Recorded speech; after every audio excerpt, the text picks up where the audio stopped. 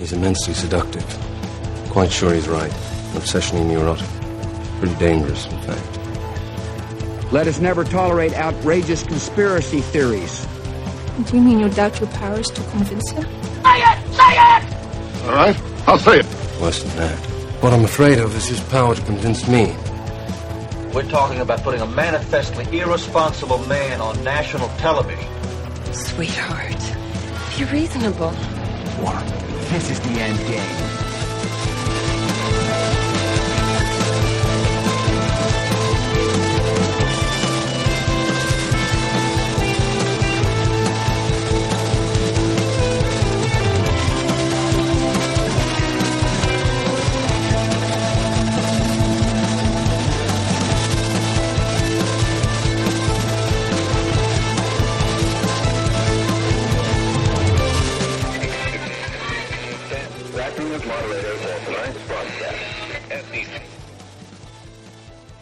I mean, as long as you're reasonable. You have to be reasonable. We have to be reasonable. Thank you very much.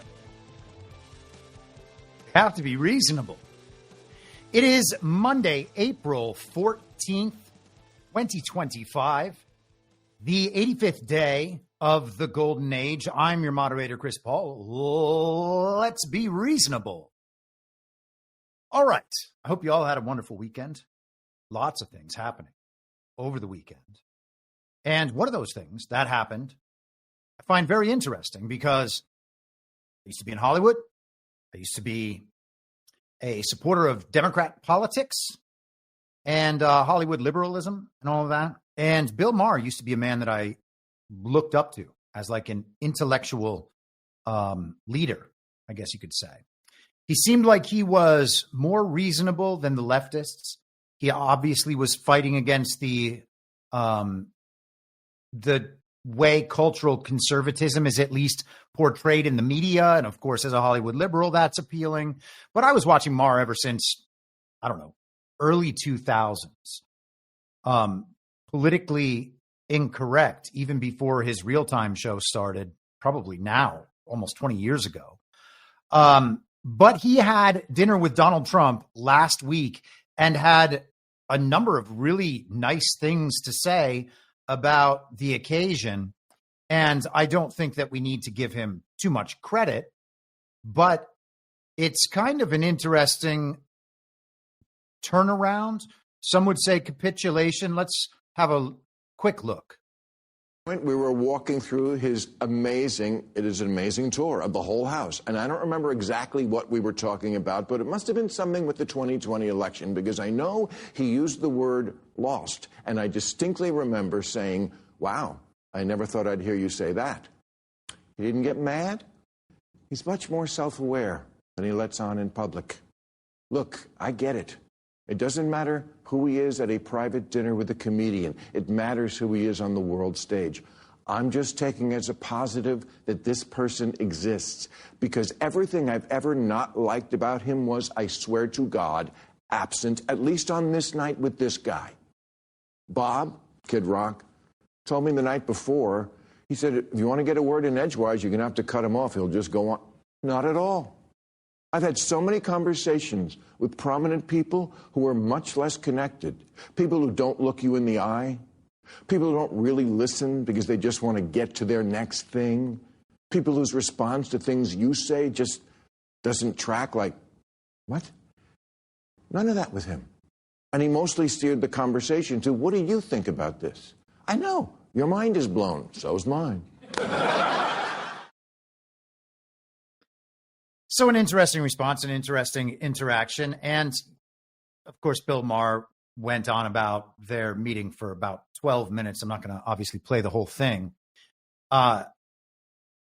He kind of scales back his reassessment of Donald Trump. And I don't mean that he negates it. I just mean that he kind of balances it out a little bit by saying, you know, he's still angry about this, and he does this in the day, and then he's like this with me at night. And it's almost like he's trying to convey that there are two Donald Trumps. And I don't mean that in any strange way. People in Badlands often talk about how the Donald, this is one of Burning Bright's things, the Donald, the character on television. This is the Trump persona turned up to 11, and that Trump, the man, is somehow different than that. And so it's not necessarily an insult to say that he presents differently on television than he does in person, but I'm not sure that he actually presents all that differently on television. I think it's that Bill Maher has no idea and has not made an attempt to understand what Trump is actually doing and what his supporters actually support about him. And when you don't do that, when you're looking at everything from the perspective of that very much inside the system, within the bounds of the central narrative sort of liberalism, not at all awakened to the fact that most of what they believe is founded on nothing. And I can say that as a person who used to have a lot of those beliefs. That realization is not present. So they're just surprised that the person isn't as much of an enemy as he's portrayed to be and that they have portrayed him to be. They find that shocking. Oh, this must be an exception to the rest of what I know, rather than questioning whether the rest of what you know is wrong. And maybe Bill Maher will do that at some point. I hope that he will.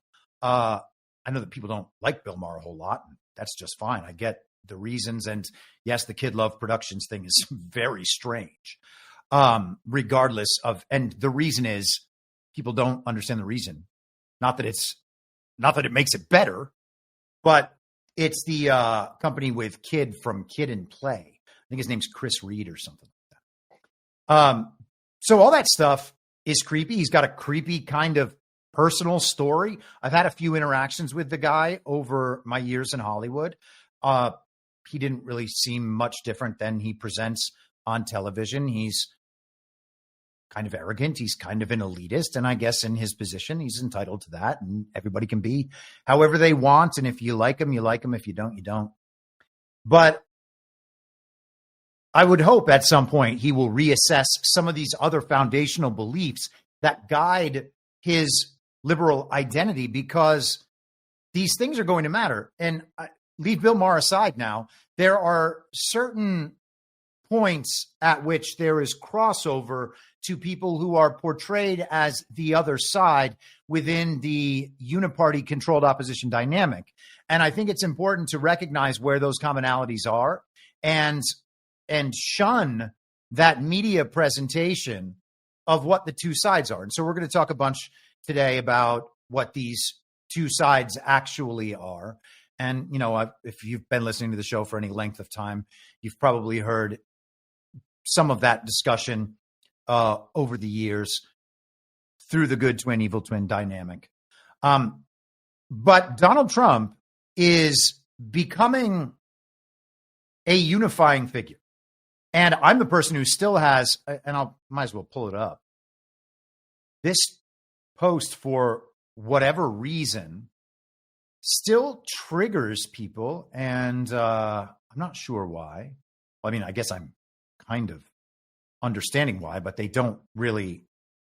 It's because people are misunderstanding the point. I'll just present it, and then you can decide for yourself whether this is hard to figure out. I said this is on Christmas Eve of last year. Trump isn't the one out there demanding unity. Trump is out there dividing people, so every issue is battled out and consensus begins forming around the right answer, not whatever yields compromise or whatever supports a particular party. The goal is not unity. Unity in a time like this requires compromising to the point of corruption. That's what compromising with evil requires. It's mostly done out of fear of the necessary conflict.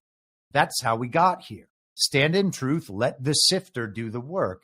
And the sifter is something I've talked about many, many times over the years. It's kind of just every time there's one of those dividing processes, you see what falls out and what stays in, and you mix everything up again. So I wonder if we're seeing a moment where the country, where the collective consciousness of the country is beginning to coalesce around Donald Trump. And I think that we have more indirect proof of that. You know, I talk often about the obvious and overwhelming public mandate. I believe Donald Trump has that. And I believe that he is intentionally proving that over and over again. And one of the ways that he does that is by appearing at these UFC events for the walk-ins. He gets just a raucous response from the crowd. And here is that from Saturday night. And making the entrance right now to a standing ovation, the 47th president of the United States of America, flanked by UFC CEO Dana White and others, Donald J. Trump. I mean, he is greeted like a conquering hero. No, other than a fighter, he had some music, Kid Rock starts playing. He had one at the NCAA tournament too. He always gets a walkout. It's like a prerequisite for his coming. Give him the walkout. People love it. They do. Well, and what he loves is mixed martial arts, right? I mean, he talks about watching these fight nights when he is not in the building. And President Trump making his way to the octagon yet again for a massive UFC pay-per-view event. Not talk to him about the fight. He really loves fights. Oh, he loves it. Prelim fight. Think about this. He's at the White House watching the fights. That's a crazy thought. Like, it's a crazy thought. He's at the White House. The fights are on. It's pretty incredible. That's crazy. It's insane. That's crazy. Great to have the president with us once again. Thank you, sir.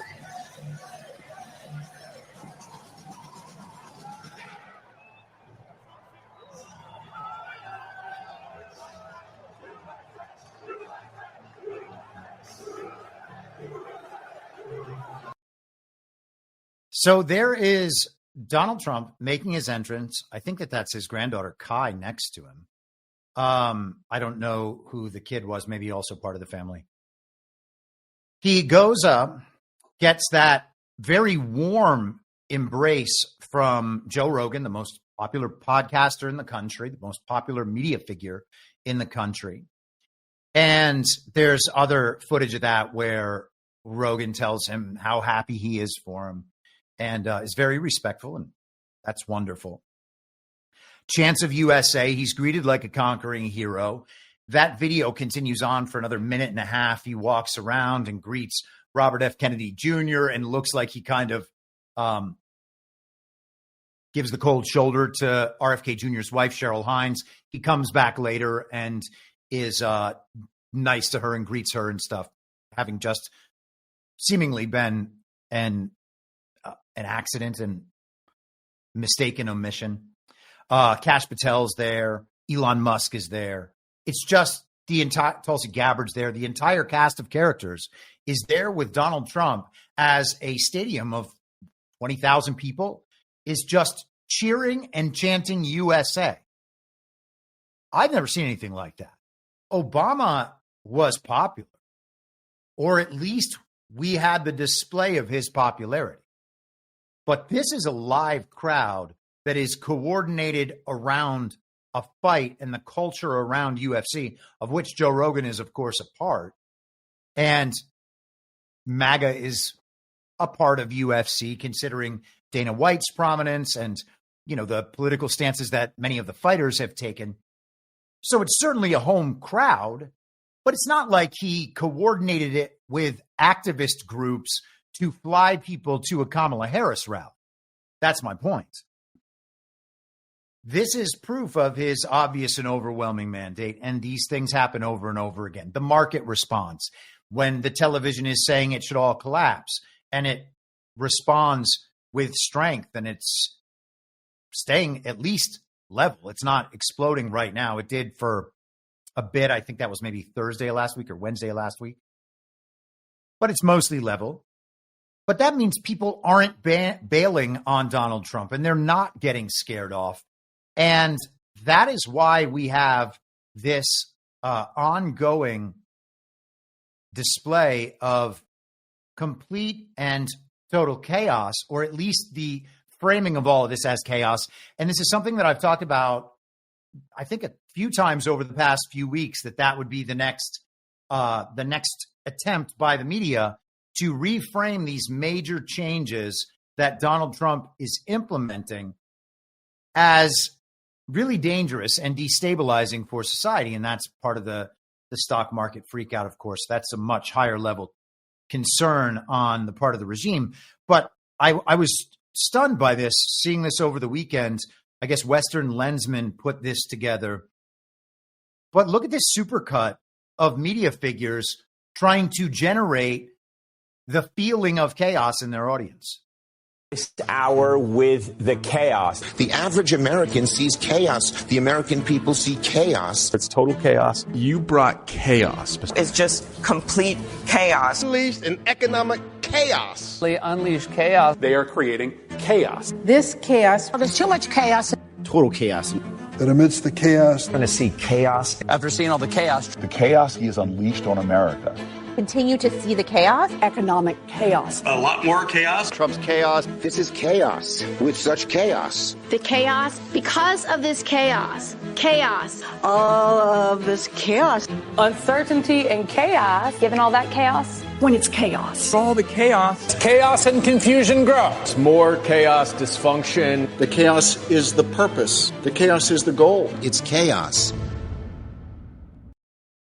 It's incredible. The inversion is incredible. Hearing the word chaos that many times, it's one of those things where it like stops sounding like a word or a concept. You're like, I'm never going to say that again. Adam Schiff, I think that was Adam Schiff right there at the end saying the chaos is the goal. Well, that's the inversion. The chaos presenting changes that must be made as chaos is the goal for people trying to prevent the changes from being made, because changes are coming.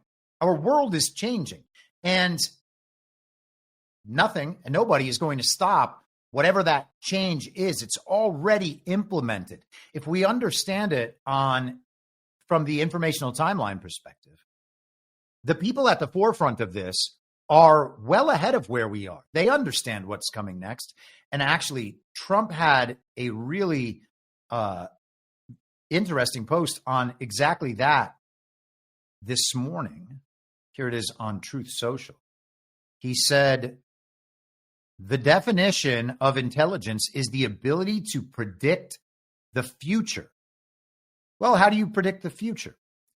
There's one way you can do that by creating the future, or you can just be perceiving reality in a way that corresponds more directly to reality prime. You are therefore closer to real time, not getting confused by the various media inversions and the false reality layers that are stacked on top of reality prime. But the creating of the future and the knowledge of what's coming relative to where we understand things to be, what is in our future, well, people who are kind of leading us toward that future, they already know. They're already anticipating it. They're already operating in that future environment, okay? There's nothing that's going to prevent it from occurring because it's already occurred. Like it's already baked into the cake, for instance, that many of these layers of false reality, if not all of them, are going to drop away to nothing as the information, if we approach singularity, I mean, that's a theory. I think it's pretty obviously happening. But we're talking about the dropping away of what people understand in many ways to be their reality. And there are two options then. It can all be presented as chaos, and that chaos can be increased through people's actions, partly as a result of them perceiving what's happening around them as chaotic. But the increase in chaos is what's meant to stop whatever is being implemented. The implementation of those things, I think I'm repeating myself now. I kind of got off track there for a second, and I want to, sometimes I shouldn't weave.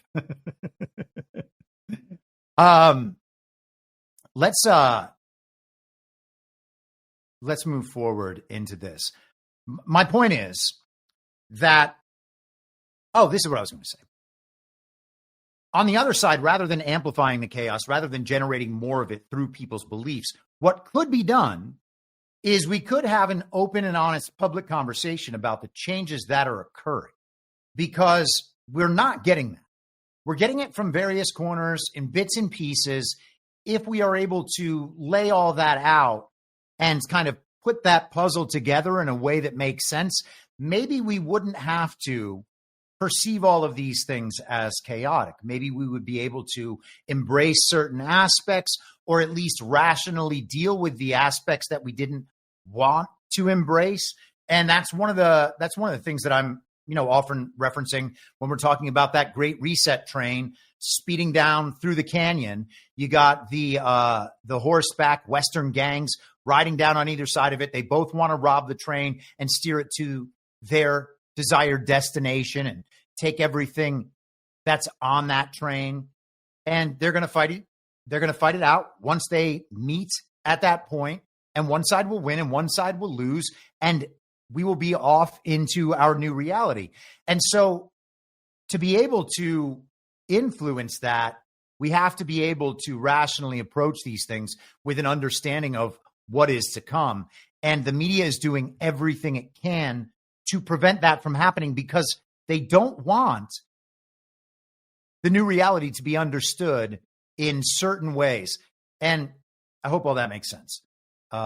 I want to talk about this really interesting article over the weekend in The Guardian, of all places, by the extremely liberal Naomi Klein.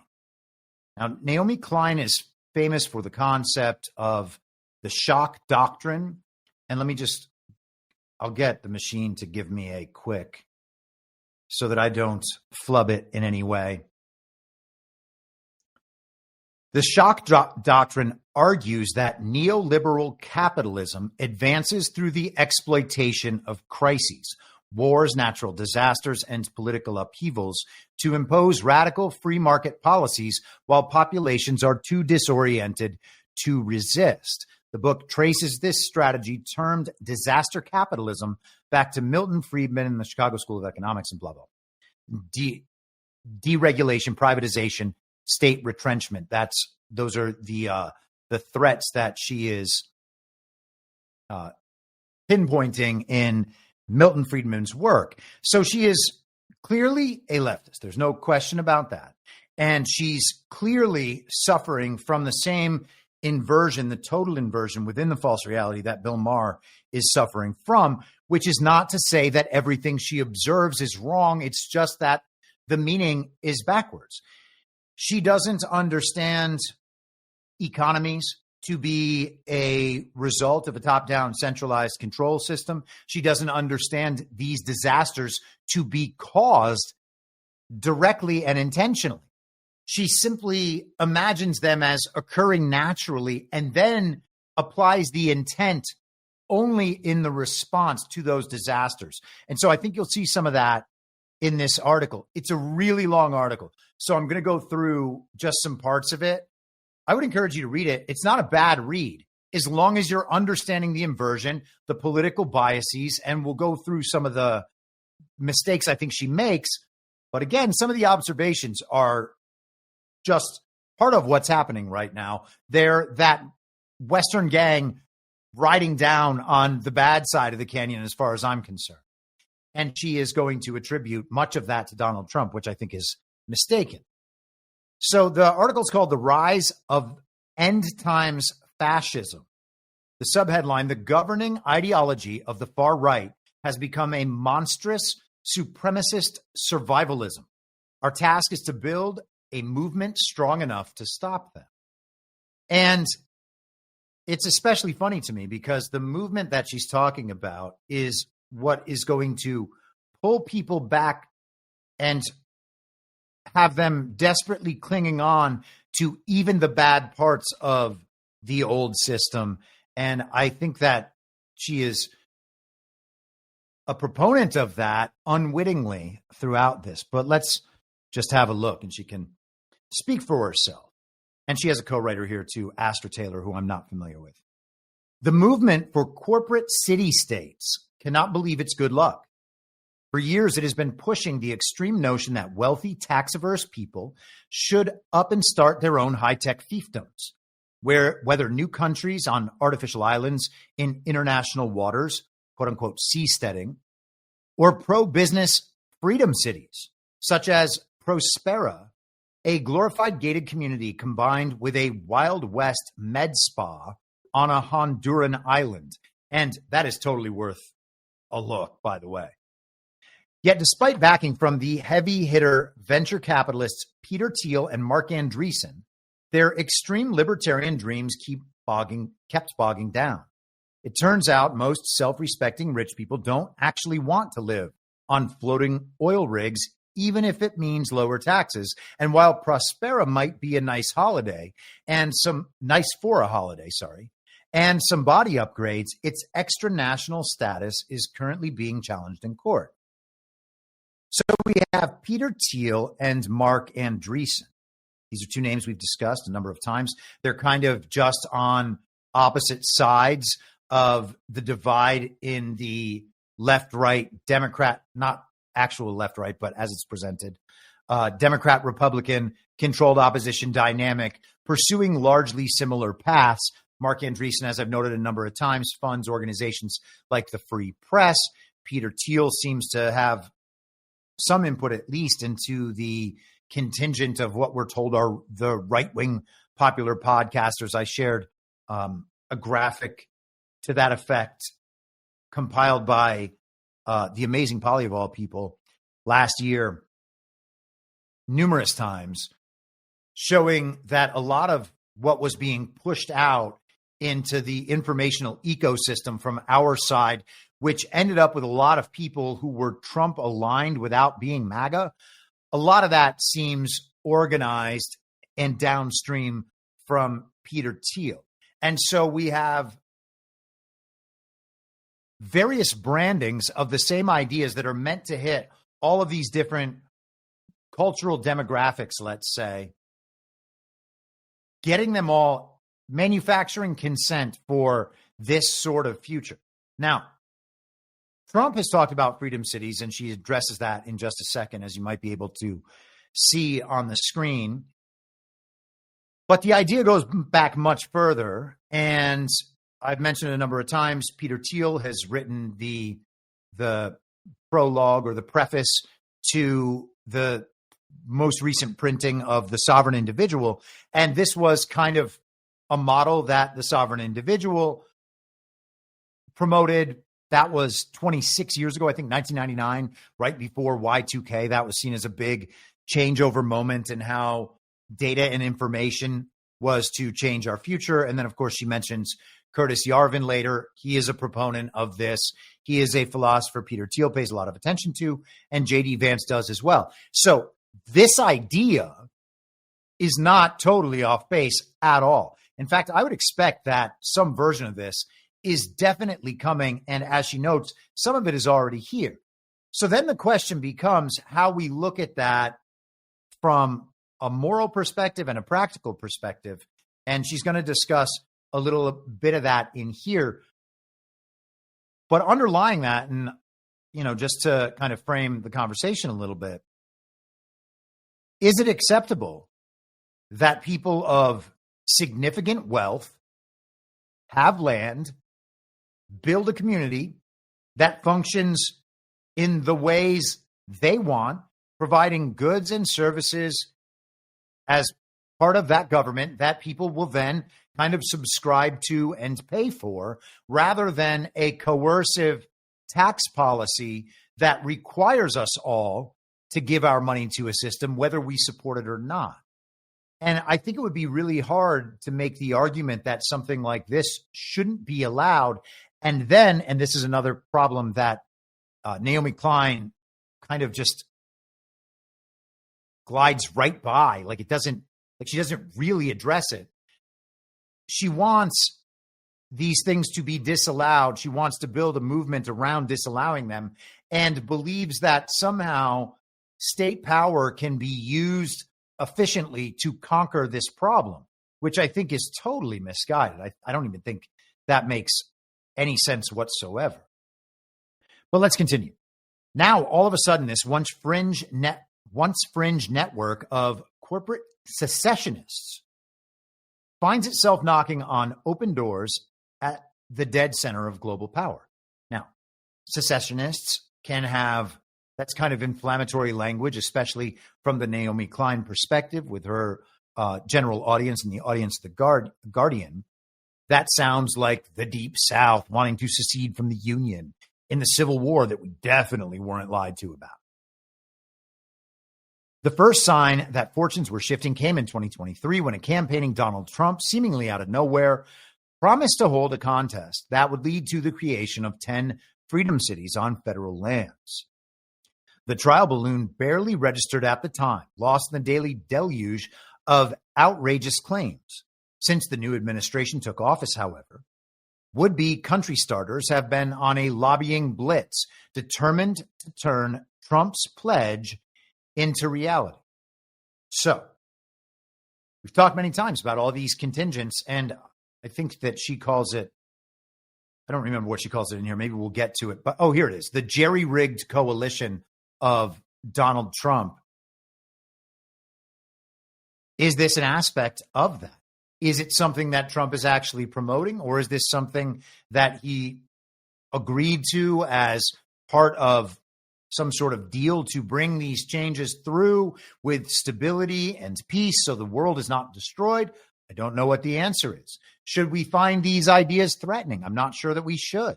But Naomi Klein certainly does, because she believes that all the people running it, Donald Trump in particular, are evil.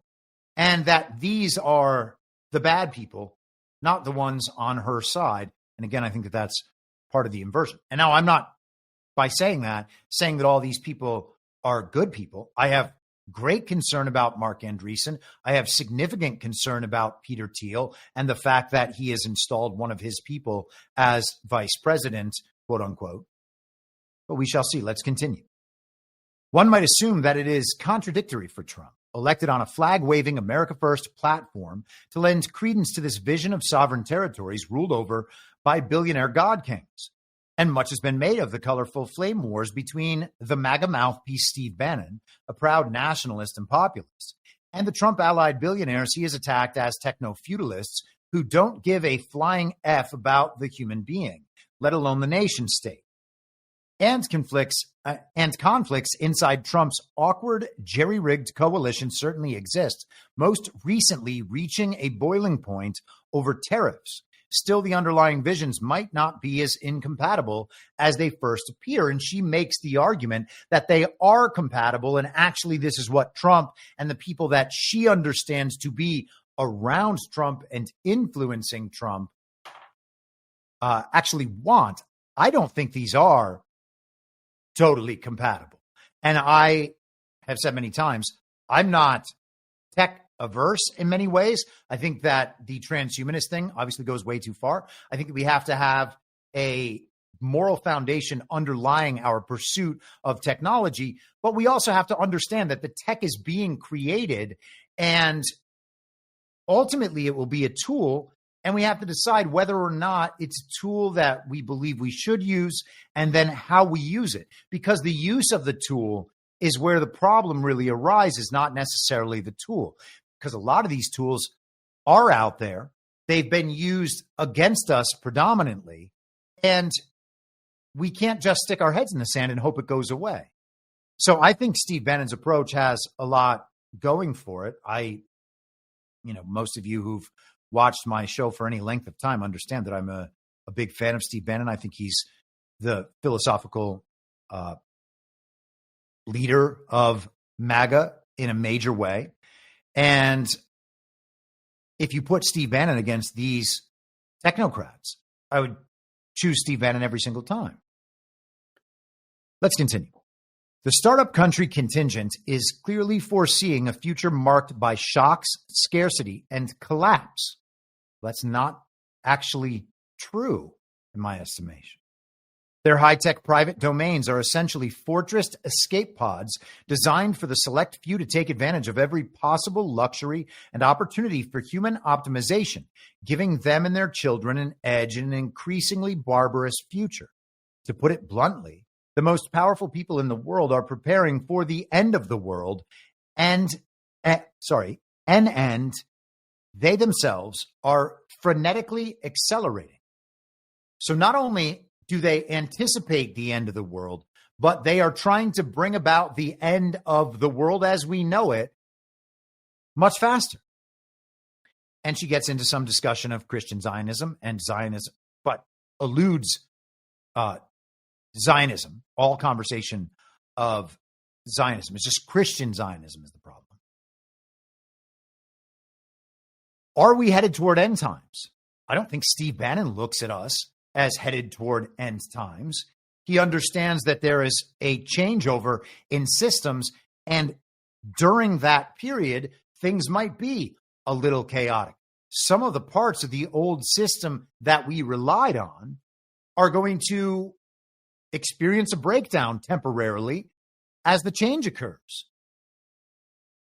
It's not, I would say, that is unavoidable. It seems to me to be unavoidable.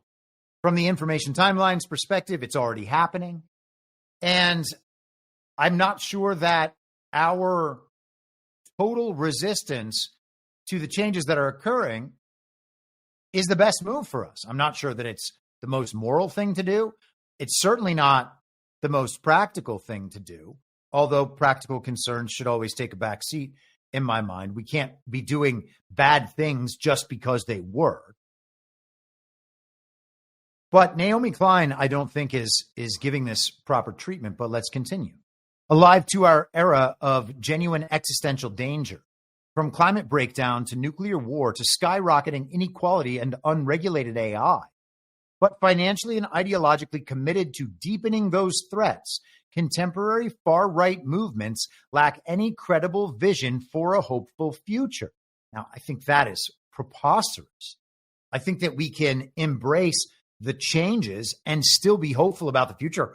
I'm hopeful about the future. I understand there are threats out there. I'm deeply concerned about some of those threats, but I'm still hopeful for the future. I don't think the collapsing of the false reality layers, which for many people is going to feel like an obliteration of the reality as they've known it, something that many of us have experienced in different and maybe smaller ways over the past few years. But I don't think that eradicates hope. It's also important to note what she sees as the existential dangers.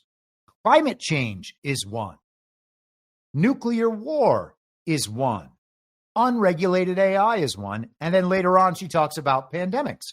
And so those are the four existential crises, which I've talked about a number of times. We saw during COVID that a pandemic could be hoaxed into reality through public communications and a terrible medical system that is just systematically murdering people. Unregulated AI, is that a huge concern? Maybe. Can you regulate AI from a government level? And would that get these people to stop? And then what would be the enforcement mechanism that would ensure these people stop in the advancement of the technology? And is that even a coherent notion that it can be stopped? And then, of course, we've got the nukes thing, which is, continually mind-blowing to me. And I think that it's getting blasted apart, especially recently. There is the threat of Iran getting a nuclear weapon at this point, and then there's talk of Israel getting rid of theirs. Donald Trump has already talked about denuclearizing between the United States, Russia, and China. So how could the major superpower nations denuclearize while other countries might get nuclear weapons? And then we have all these rogue actors around the world with nuclear weapons. It all starts to seem a little preposterous. And that's because it is preposterous. And it's always been preposterous. And it is a narrative that causes reaction throughout the world. It is a narrative deterrent system that has been very effective now for 80 years, but is, as we're seeing, losing its effectiveness. But if she believes that nuclear war is an existential threat to humanity, okay. They have this picture. She adds this picture of Kristi Noem in front of MS-13 gang members in El Salvador. And we're going to talk about El Salvador a little later. But let's skip down and continue. The governing ideology of the far right in our age of escalating disasters has become a monstrous supremacist survivalism. It is terrifying in its wickedness, yes, but it also opens up powerful possibilities for resistance. To bet against the future on this scale, to bank on your bunker, is to betray on the most basic level our duties to one another, to the children we love, and to every other life form with whom we share a planetary home. This is a belief system that is genocidal at its core and treasonous to the wonder and beauty of this world. Wow. So she is accusing the people who are like, governments clearly don't work. We've seen that governments don't work. We had this top-down system of control that's eroding. That's going away. What are the new ways that we could envision a future for humanity that would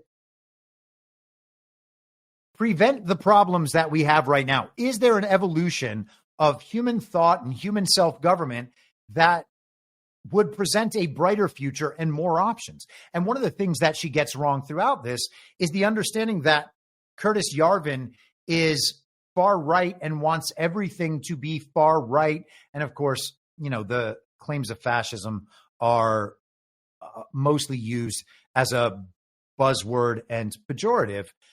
But Yarvin says explicitly that he's okay with these offshoot communities trying communism if that's what they want to try. So that's not far right. It's he talks about a patchwork, like different places will have different things and people can kind of self-select among those different things because that's the culture that they want to be part of. Those are the services from government that they want to purchase. And I don't think that it's all about only the elites having these offshoot societies, although it's not an unfounded concern. I'm just saying I don't think it is always necessarily that. Let's continue. Where are we? This is okay. We are convinced that the more people understand the extent to which the right has succumbed to the Armageddon complex, the more they will be willing to fight back, realizing that absolutely everything is now on the line. Our opponents know full well that we are entering an age of emergency, but have responded by embracing lethal yet self-serving delusions. Having bought into various apartheid fantasies of bunkered safety, they are choosing to let the earth burn. Our task is to build a wide and deep movement, as spiritual as it is political, strong enough to stop these unhinged traitors. A movement rooted in a steadfast commitment to one another across our many differences and divides and to this miraculous singular planet. Blah, blah, blah, blah. Liberal pablum. But what I wanted to mention, actually, that I forgot to mention from the paragraph before, is she's accusing these people of mass murder. She's saying that the belief system itself is genocidal, and what they're trying to do is kill everybody that's not them. Now, I'm not saying there aren't parts of the futurist movement that are pursuing that goal. They're replacing human workers with technology. That's one of the potential goals, one of the potential outcomes. Certainly a goal. It's one of the potential outcomes. We've, got the Georgia Guidestones, and you can give that as much credence as you see fit. We also have people like Yuval Noah Harari talking about useless eaters. So what do you do with useless eaters? Well, you create them as kind of a servant class and try to make sure that they don't reproduce. And if you want to make sure that they don't reproduce at scale, you might do things like inject them with experimental medical technologies that can't protect you from a disease that can't kill you under the guise of a new medical savior. And of course, you will lay your children down on the altar of the science, that cold metal table, to be administered this savior vaccine by one of the members of their priestly class in his white robes with all his little machines. So they're genocidal, and they're also happy to allow the world to burn. Those are some pretty significant accusations. And of course, they're treasonous. And you know what people who commit treason get? the death penalty. So this is pretty extreme stuff. And of course, the leftist that she is, she thinks that it is entirely warranted because of the threat as she perceives it. Not so long ago, she writes, it was primarily religious fundamentalists who greeted signs of apocalypse with gleeful excitement about the long-awaited rapture. Trump has handed critical posts to people who subscribe to that fiery orthodoxy, including several Christian Zionists who see Israel's use of annihilatory violence to expand its territorial footprint not as illegal atrocities, but as felicitous evidence that the Holy Land is getting closer to the conditions under which the Messiah will return and the faithful will get their celestial kingdom. And you can't deny that that's part of a movement that is right now aligned with MAGA. It certainly is. Okay. And they don't prioritize MAGA. They prioritize this brand of Zionism or Christian Zionism. And Christian Zionism is something that has been intentionally indoctrinated into evangelical Christianity over the last, 129 years, 100 and something close to that. With the advent of the Zionist movement, then with the Balfour Declaration that led to the United States and others getting involved in World War I, then the work in World War II to establish the regime proxy religious ethno-state by people who refer to themselves as Jewish, regardless of what they actually believe. Most of them, of course, are atheists.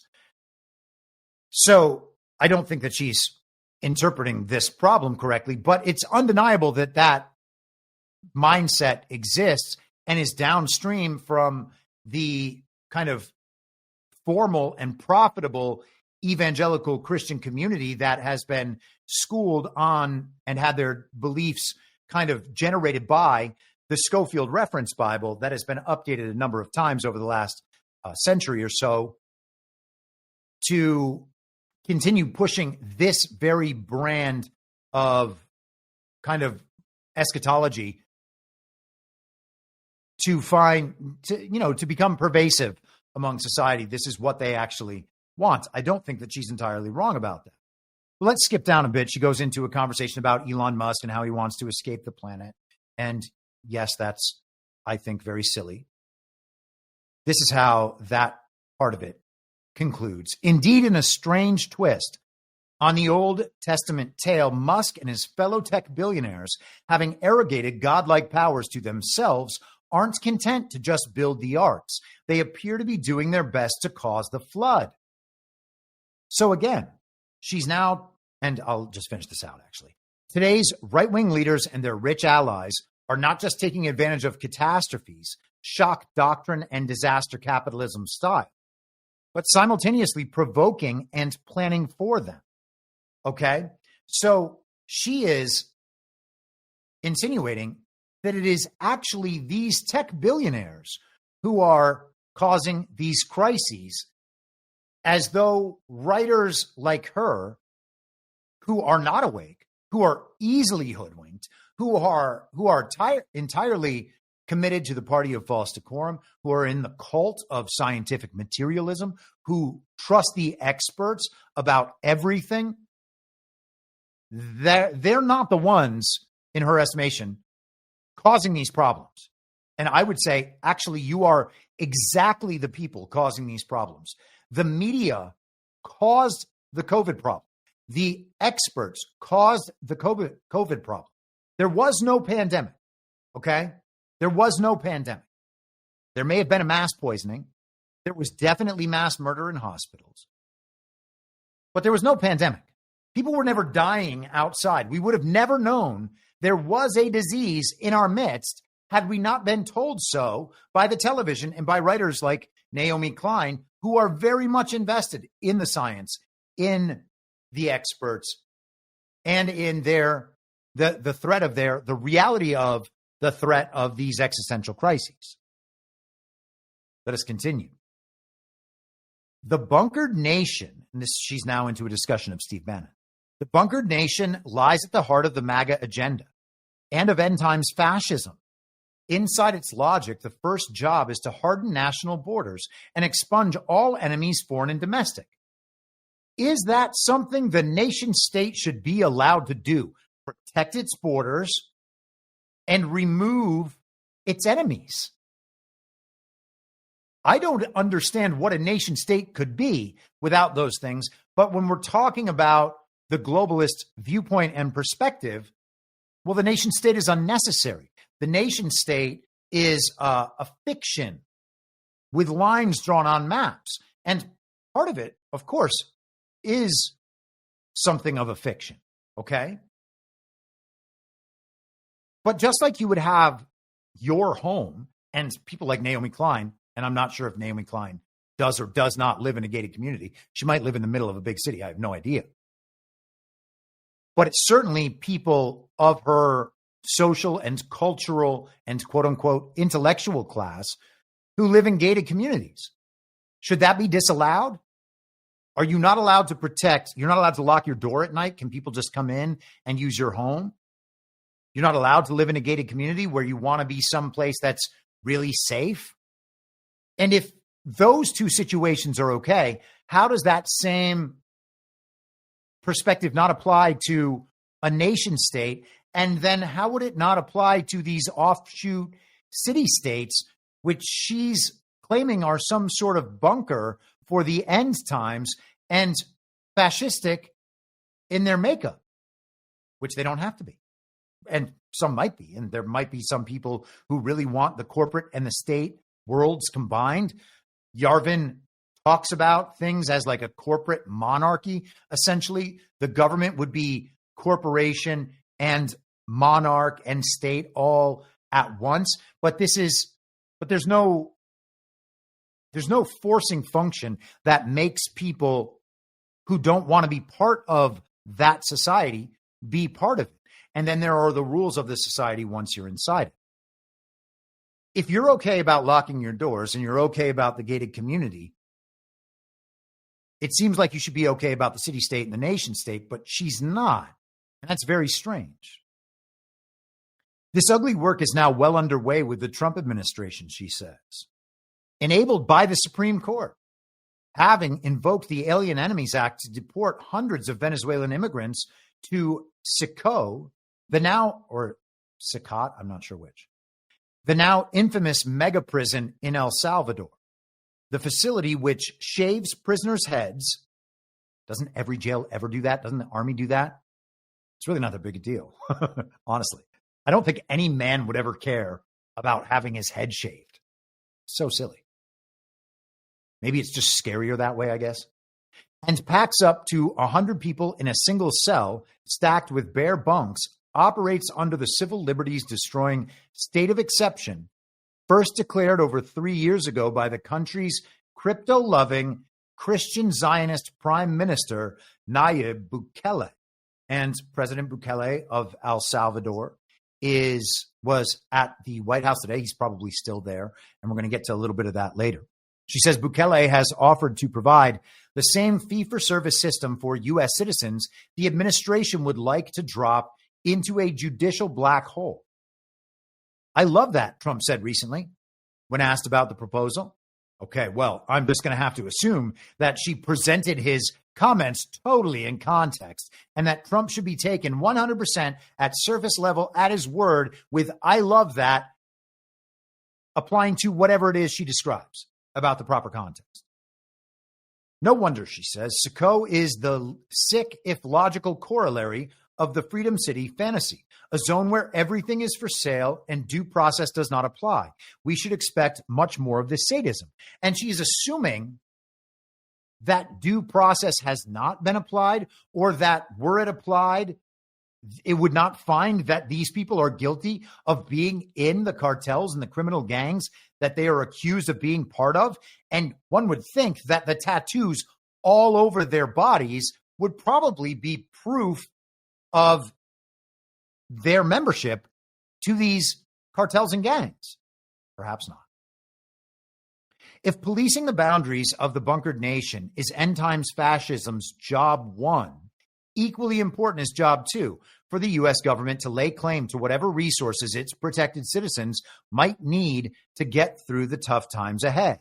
Maybe it's Panama's canal or Greenland's fast melting shipping routes, because climate change, of course, or Ukraine's critical minerals or Canada's fresh water. We should think of this less as old school imperialism than supersized prepping at the level of the nation state. Gone are the old colonial fig leaves of spreading democracy or God's word. When Trump covetously scans the globe, he is stockpiling for civilizational collapse, as though it could be nothing else that he's attempting to do.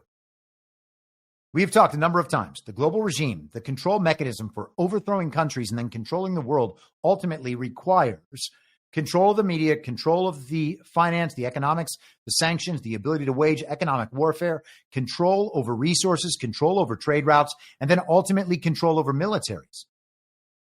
That was the status quo ante. That's how things were before.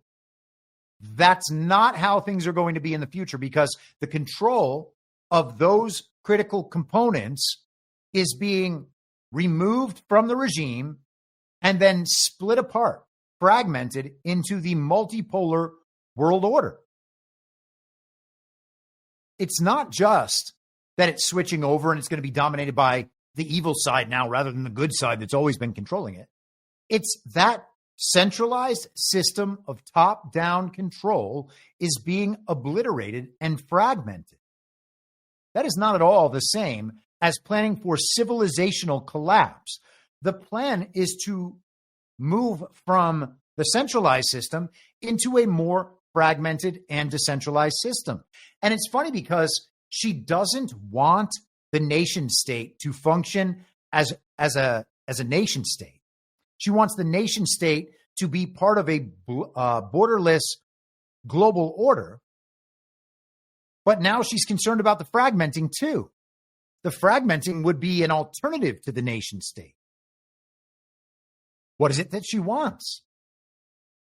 The bunker mentality also helps explain J.D. Vance's controversial forays into Catholic theology. Is that really that controversial? The vice president, who owes his political career in no small part to the largesse of the premier prepper Thiel, explained to Fox News that according to the medieval Christian concept of Ordo Amoris, translated both as order of love and order of charity, love is not owed to those outside the bunker.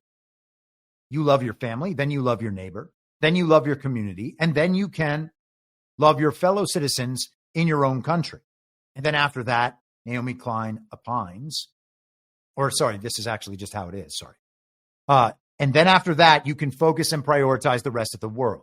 And then she opines, or not, as the Trump administration's foreign policy would indicate. In other words, we owe nothing to anyone outside our bunker. That is not what that means at all. And it actually says you can focus and prioritize the rest of the world. Of course, the rest of the world should be of lower concern than your family, your neighbor, your community, and then your country. We've talked about localism countless times. We should understand that because the reality as we know it is predominantly a reality projected to us through media, a lot of the truth about issues, about things that are happening across the world, whether it's wars or economic devastation or the style of government in another country, our understanding of those is all a function of what's communicated to us. And we can understand that what's communicated to us is predominantly that which is written by intelligence organizations with the goal of creating belief among people that will help them generate the world desired by those intelligence organizations to propel a particular agenda. That's what it's always been. Okay. And within that, there is no discernible, credible reality that we can pick up on a consistent enough basis to be able to form our reality around that outer reality to the extent we can perceive it, because we can't perceive it to a large extent. And if we are honest about the limits to our knowledge, we can't actually get that far out of just ourselves, the people around us, and maybe a couple layers of people around them. Our community, maybe up to the state level, and that's about it. And so the idea that we can care for 8 billion nameless, faceless people who we will never meet is preposterous. And I don't know it's 8 billion people, but theoretically, if it's 6 billion or if it's 8 billion or if it's 4 billion or whatever it is, it's still more than we can ever comprehend. So we don't actually know what's going on. The only responsible thing to do at that point is to focus more locally. You have commitments to yourself, to your family, then to your community. And those are places that you can actually have a positive effect. And so as things decentralize and fragment, having the focus on these smaller units is going to be just a necessary reality. And she is trying to reframe localism and understanding these small and fragmented units as evil. This is the justification for why we don't have to care about the rest of the world, and we can view the rest of the world then as useless eaters. We can destroy them in nuclear war if they become too much to deal with, etc. And of course, goes back into right wing this, right wing that. Always with the right wing. The right wing is scary. They want to kill us. It's not even what the right wing is. Skipping down. There are emotional compensations on offer. You can cheer the end of affirmative action and DEI, glorify mass deportation, enjoy the denial of gender-affirming care to trans people, villainize educators and health workers who think they know better than you, and applaud the demise of economic and environmental regulations as a way to own the libs.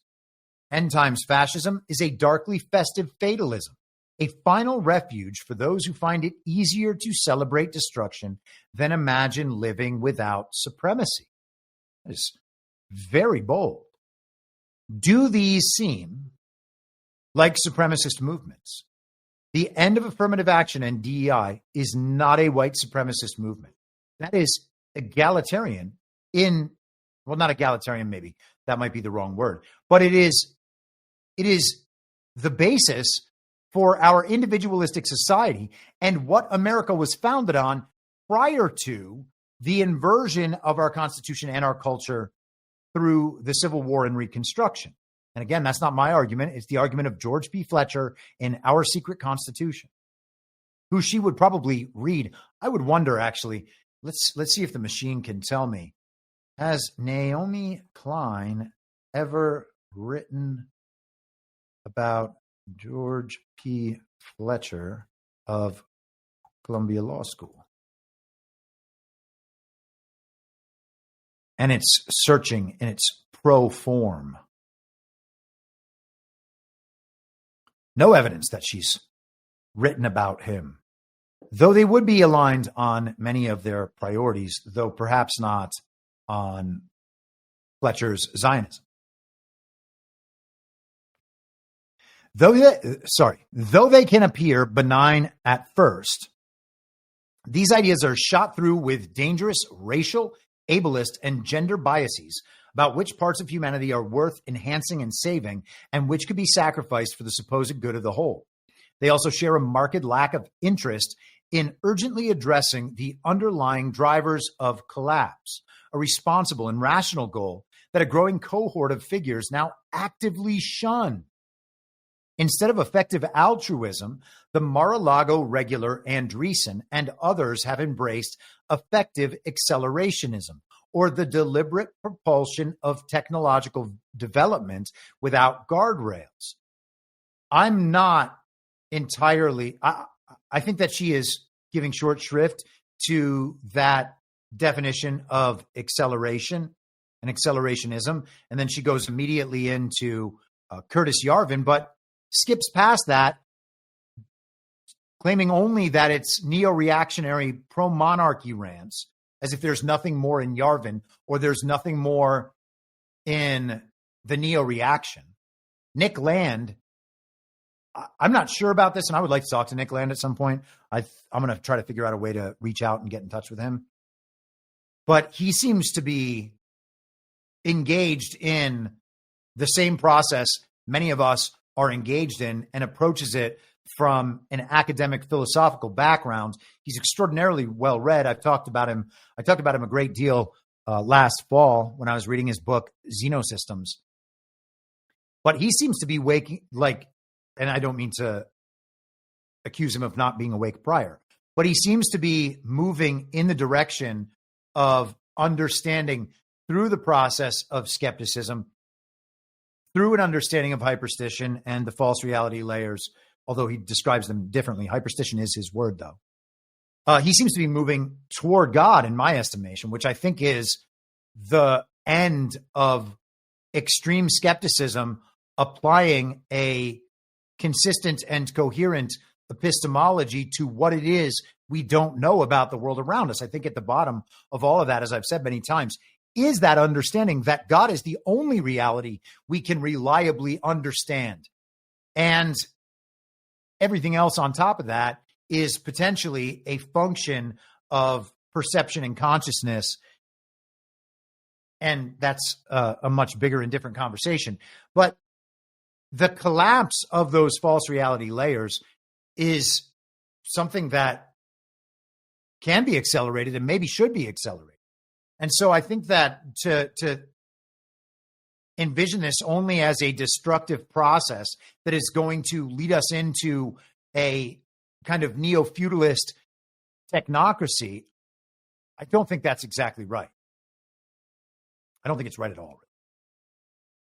As the AI scholars skipping down, Timnit Gebru and Emil Torres have written, though the methods may be new, this bundle of ideological fads, quote, are direct descendants of first-wave eugenics, end quote.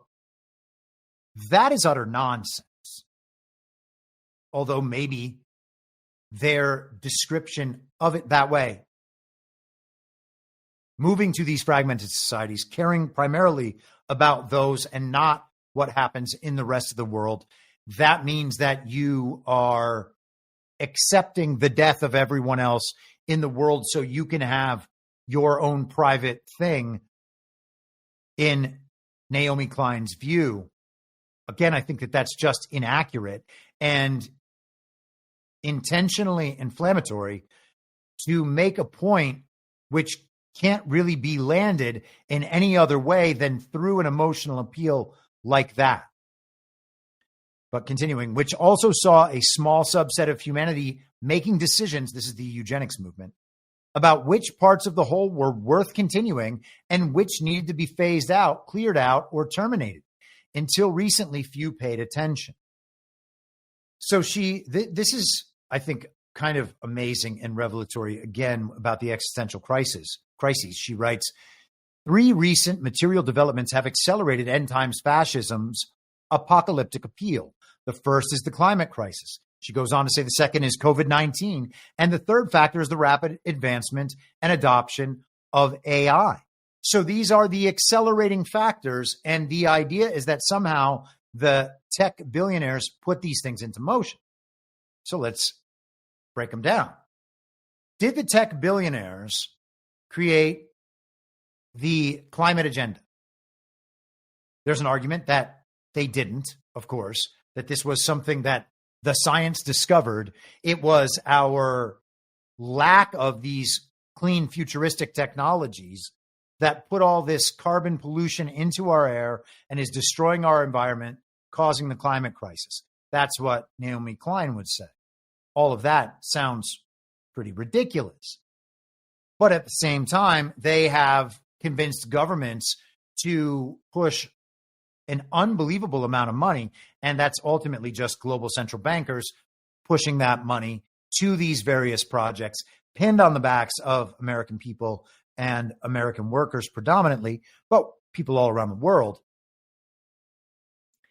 And because of those investments, we have all of these new technological systems being implemented. We were sold them on the basis of climate change, but what will they exist to do now in terms of nuclear technologies and what is probably going to be the worldwide proliferation of nuclear technologies and other advanced technologies that advanced solar technologies, for instance, that capture and transmit energy in a way that doesn't damage the climate the way they've talked about the climate being damaged. So someone like Naomi Klein should be a proponent of that. But of course, the climate change thing wasn't the real problem. Now we have this potential state in the future where we have this abundant energy that can be captured and transmitted much more cheaply than it was through the top-down centralized control system, part of which was control over the world's resources, which makes energy scarce and expensive. So this is a canard. Then COVID-19. Did the tech billionaires cause that?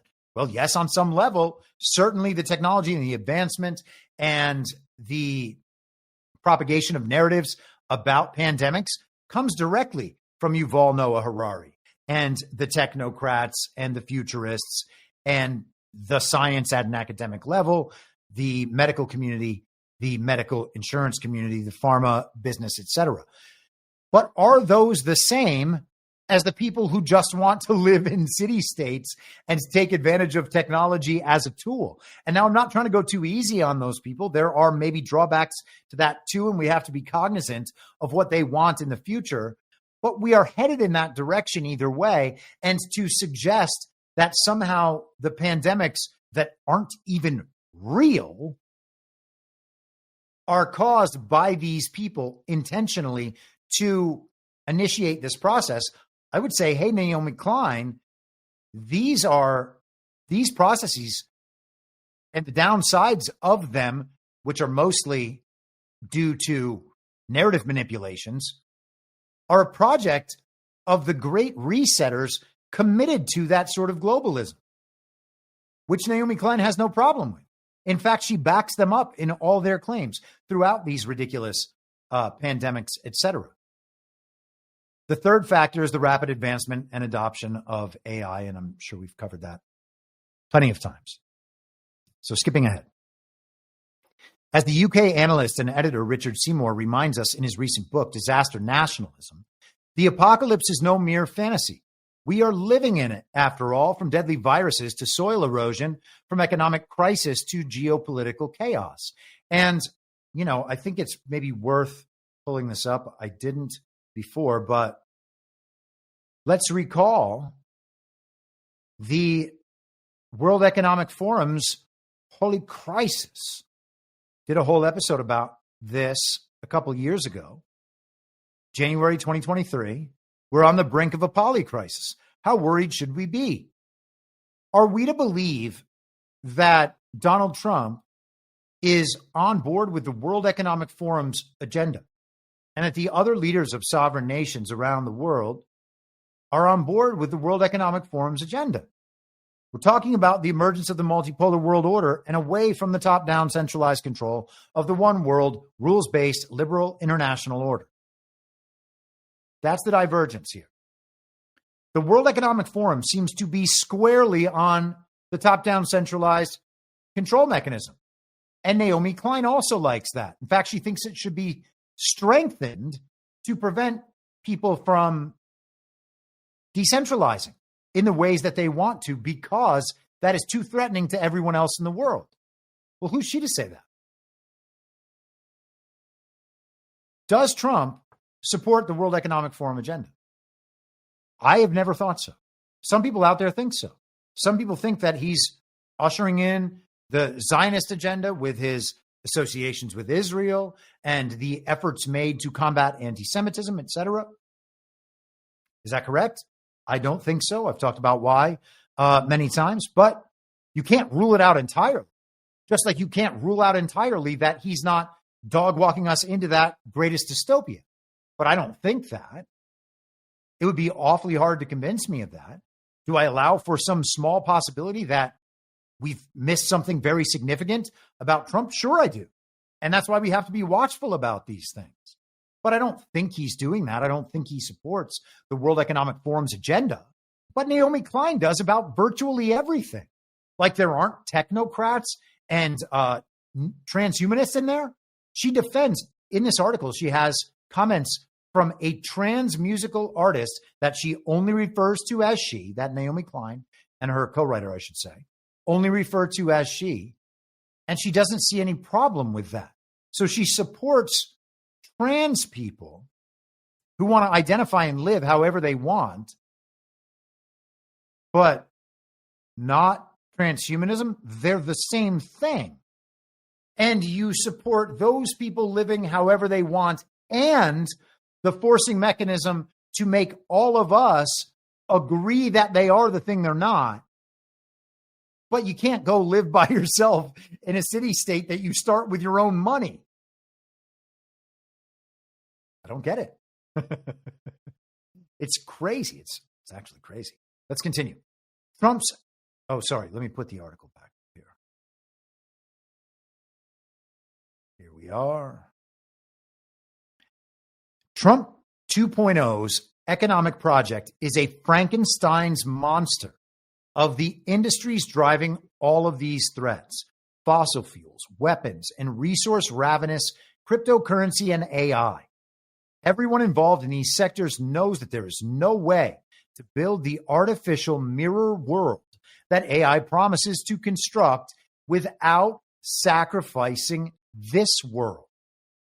These technologies consume too much energy, too many critical minerals, and too much water for the two to coexist in any kind of equilibrium. Well, again, you have to embrace the nonsense that we've been fed throughout our lifetimes, still believing it, to agree with Naomi Klein's concerns here. Too much energy? Well, if we understand that the regime has controlled energy resources and we're moving into a future where they don't control energy resources, and we have these technologies that have been held back, brought online, and energy becomes abundant and cheaper, that's what I see coming. I think there's a lot of good reasons to believe that. And actually, General Stephen Quast is joining Burning Bright and I tomorrow evening for Badlands Story Hour. We're going to discuss the movie Top Gun Maverick. We'll discuss some of the energy stuff for certain as well. Too many critical minerals. We just talked about on Friday how Japan, because China was cutting them off from their rare earths, which aren't rare. It's just the process. Elon had a great post about that over the weekend. I'm not sure if I can quickly find it, but talked about how it's not that they're actually rare. It's that the ability to refine them is rare and expensive. And that's why it's an issue. Seems like a major scaling back of the importance of the rare earths, especially with the Taiwan thing, the China thing, etc., the Ukraine thing. And then too much water. Well, we just found out through the LA fire period that water scarcity was also a problem caused intentionally, but by people on that side, explained to us as a result of climate change and our reliance on fossil fuels. So her concerns are part of the false reality that is itself dropping away, and she can't imagine that she's wrong about all these things. People who are elitists in their mindset, who have extensive education, who have intellectually oriented careers, it's impossible for many people, but have a really hard time admitting, oh, wow, I was wrong about basically everything I thought in terms of the ways the world's constructed. And that's something that I had to deal with. I'm writing about that right now, and it'll be the first chapter of the book when I finish it, The Joy of Having Been Wrong. Okay, it's finding out that actually I was wrong about virtually everything that I thought I knew. And when you admit that, the learning process can begin again. And as you move through that learning process, you realize, oh, wait, the traditional belief systems make sense because they had to deal with how the world actually existed, okay? Before the simulation effect, before the hyper reality. And once the world around you begins to make sense, more parts of the false reality drop away. You're like, oh, wait, I can just apply this same thing to everything in my understanding. And all of a sudden the world makes more sense. And I feel better and more positive, like I'm in better correspondence with what the world actually is and the people I actually care about who are in a very close range around me. That's a wonderful process to engage. And Naomi Klein seems like she's not going to make it. I hope she does. You can pray for people like this figuring it out, but let's continue. This month, the former Google executive Eric Schmidt admitted as much, telling Congress that AI's profound energy needs are projected to triple in the next few years, with much of it coming from fossil fuels because nuclear can't come online fast enough. This planet incinerating level of consumption is necessary, he explained, to enable an intelligence higher than humanity, a digital god rising from the ashes of our relinquished world. Now, I have absolutely no doubt whatsoever that a great many technocrats and futurists and transhumanists believe they are creating a worldly god, the scientific materialist god of our earthly domain, and that would be AI. It's omniscient. It knows everything. It's omnipresent. It exists everywhere. And it's all powerful, omnipotent. It can create the world in its image. I have no doubt that there are people trying to create that right now. That doesn't mean that it's going to work. And it doesn't mean that AI techno god is going to be imbued with the human spontaneity and the things that make us uniquely human in the image of God. It's never going to have that thing. So these people, A, will fail, and B, are on her side. That's the craziest part.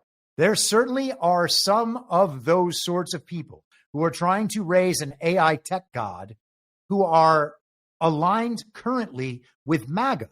But that's them wearing MAGA as a disguise so that they can pull. They're Trojan horsing. They're trying to use MAGA as a Trojan horse to bring in their future reality. That's not going to work.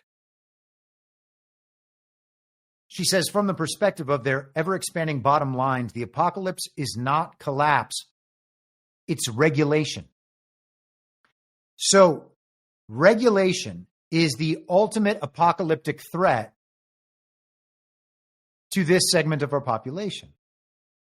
And she sees the removal of all these regulations and the fragmenting of state control as a gift to these people, when it's a gift to everybody. No one ever voted to have the government control the aspects of our lives and our businesses to the extent it does right now. And it didn't come to be through a process of voting.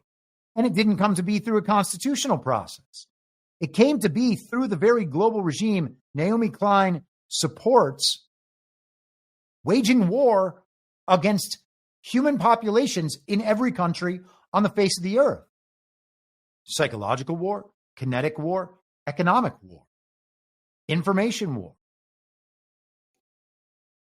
That's been going on for centuries, always to lead toward the same agenda, the same system, one world, liberal, international, rules-based order, that same system of control. Skipping down. An unspeakably dismal choice is being made before our eyes and without our consent. Machines over humans, inanimate over animate, profits over all else. with stunning speed, the big tech megalomaniacs have quietly rolled back their net zero pledges and lined up by Trump's side, hell-bent on sacrificing this world's real and precious resources and creativity at the altar of a vampiric virtual realm. This is the last great heist, and they are getting ready to ride out the storms they themselves are summoning. And they will try to defame and destroy anyone who gets in their way. No, Naomi Klein, we're just telling you, you are not interfacing with the reality. And a new reality inside the collective consciousness is forming because other people are dropping away from their commitment to the false reality to which you are committed. We can skip the J.D. Vance part and the Greta Thunberg part. They're worried that Peter Thiel is threatened by Greta Thunberg. And again, Naomi Klein is 100% committed to the climate hysteria, as virtually every liberal of her stripe is. And that's bonkers. And at some point, they're going to have to let it go, right? At some point, you are forced to let these things go. And the funniest thing is, these people used to be heroes to them, Elon Musk, and I'm not saying to Naomi Klein in particular, but liberals of that stripe. And now they're not, because now they're fascists. Before, they were dealing with the climate crisis.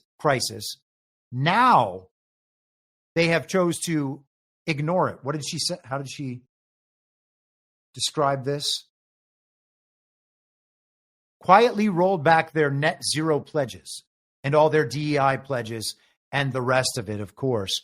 All of that in line with the World Economic Forum's partners and their code of conduct and the UN migration plans. These people were aligned with those projects all the time. And now they are attempting to use MAGA as the Trojan horse, probably to get the support system that exists behind Donald Trump onto their side and their version of the project. Again, I don't think that's going to work. It's not something that we can't be cognizant about, though. We want to be sure that we understand this thing. But it's not our direction. And there's a much stronger likelihood that Donald Trump, as this unifying force that we can now see in the world, is going to move people away from that and to him rather than away from Trump and to this side of things, the techno-futurist side of things, let's say. And that's what it means. That's the hijacking of the Great Reset. That's the two Western gangs riding through the canyon trying to be the group that steers the train. I don't even really steer a train. You know what I mean. Chooses which rails the train will travel down. Why Thunberg? Why now? It's in part, it's clearly the apocalyptic fear of regulation eating into their super profits. According to Thiel, the science-based climate action Thunberg and others demand could only be enforced by a totalitarian state, which he claims is a more dire threat than climate breakdown. Most distressingly, the taxes under such conditions would be quite high. And Peter Thiel is 100% right about all that. The climate hoax is a far smaller threat. It's no threat at all, probably, like the pandemic. Like pandemics are not a threat. Once people understand, oh, hey, that's just a narrative device used to hoodwink us and get us to give all our money and our power, our control over our lives to this government. She wants the government to have all that power so they can deal with the climate threat. She wants government to protect her from existential crises that are part of the fabrication. And we're almost to the end here. Let's close this out. How do we break this apocalyptic fever? First, we help each other face the depth of the depravity that has gripped the hard right in all of our countries. To move forward with focus, we must first understand this simple fact. We are up against an ideology that has given up not only on the premise and promise of liberal democracy, but on the livability of our shared world. and on its beauty, its people, on our children, on other species. The forces we are up against have made peace with mass death. They are treasonous to this world and its human and non-human inhabitants, or they just don't buy in to your ideas about apocalypse and your ideas about prepping for the future, which is your only idea. Give all the power to government and then regulate these companies, these individuals, etc., to make them conform to your preparation version of the future. That's insane. This is how you get left-wing totalitarianism. Second, we counter their apocalyptic narratives with a far better story about how to survive the hard times ahead without leaving anyone behind. A story capable of draining end-times fascism of its gothic power and galvanizing a movement ready to put it all on the line for our collective survival. A story not of end times, but of better times. Not of separation and supremacy, but of interdependence and belonging. Not of escaping, but staying put and staying faithful to the troubled earthly reality in which we are enmeshed and bound. This basic sentiment, of course, is not new. It is central to indigenous cosmologies. And it lies at the heart of animism. All right, so we're just pagan now. Go back far enough, and every culture and faith has its own tradition of respecting the sanctity of here and not searching for Zion in an elusive, ever-distant promised land. In Eastern Europe, before the fascist and Stalinist annihilations, the Jewish Socialist Labor Bund organized around the Yiddish concept of Doikate, or here-ness.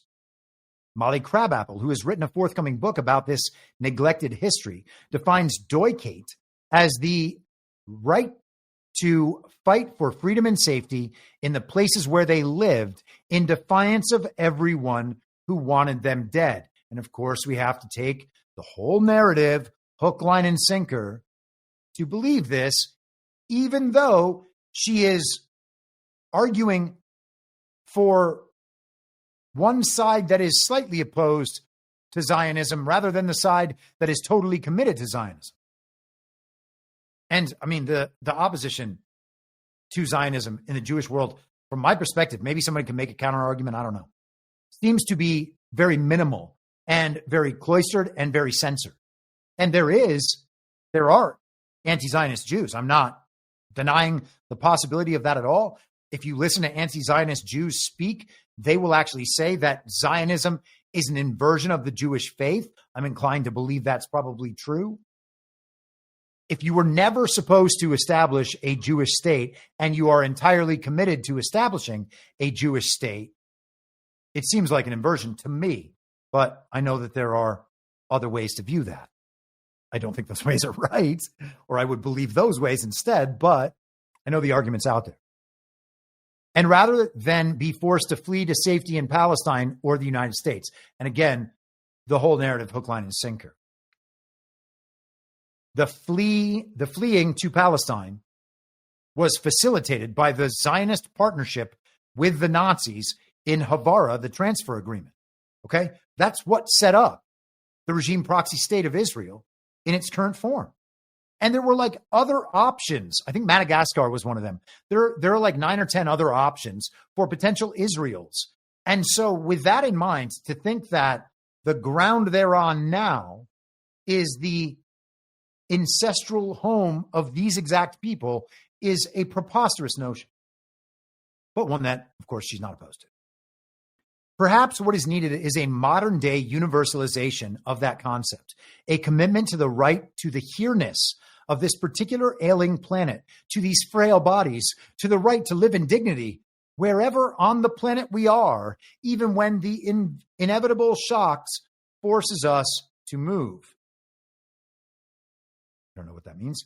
Here-ness can be portable, free of nationalism, rooted in solidarity, respectful of indigenous rights, and unbounded by borders. So again, the nation is meaningless. And anyone who wants to protect a nation, I guess, is evil. Should everyone be allowed to live everywhere? Do we have to accept pedophiles into our society as co-equal members that should have the same access to society as everyone else?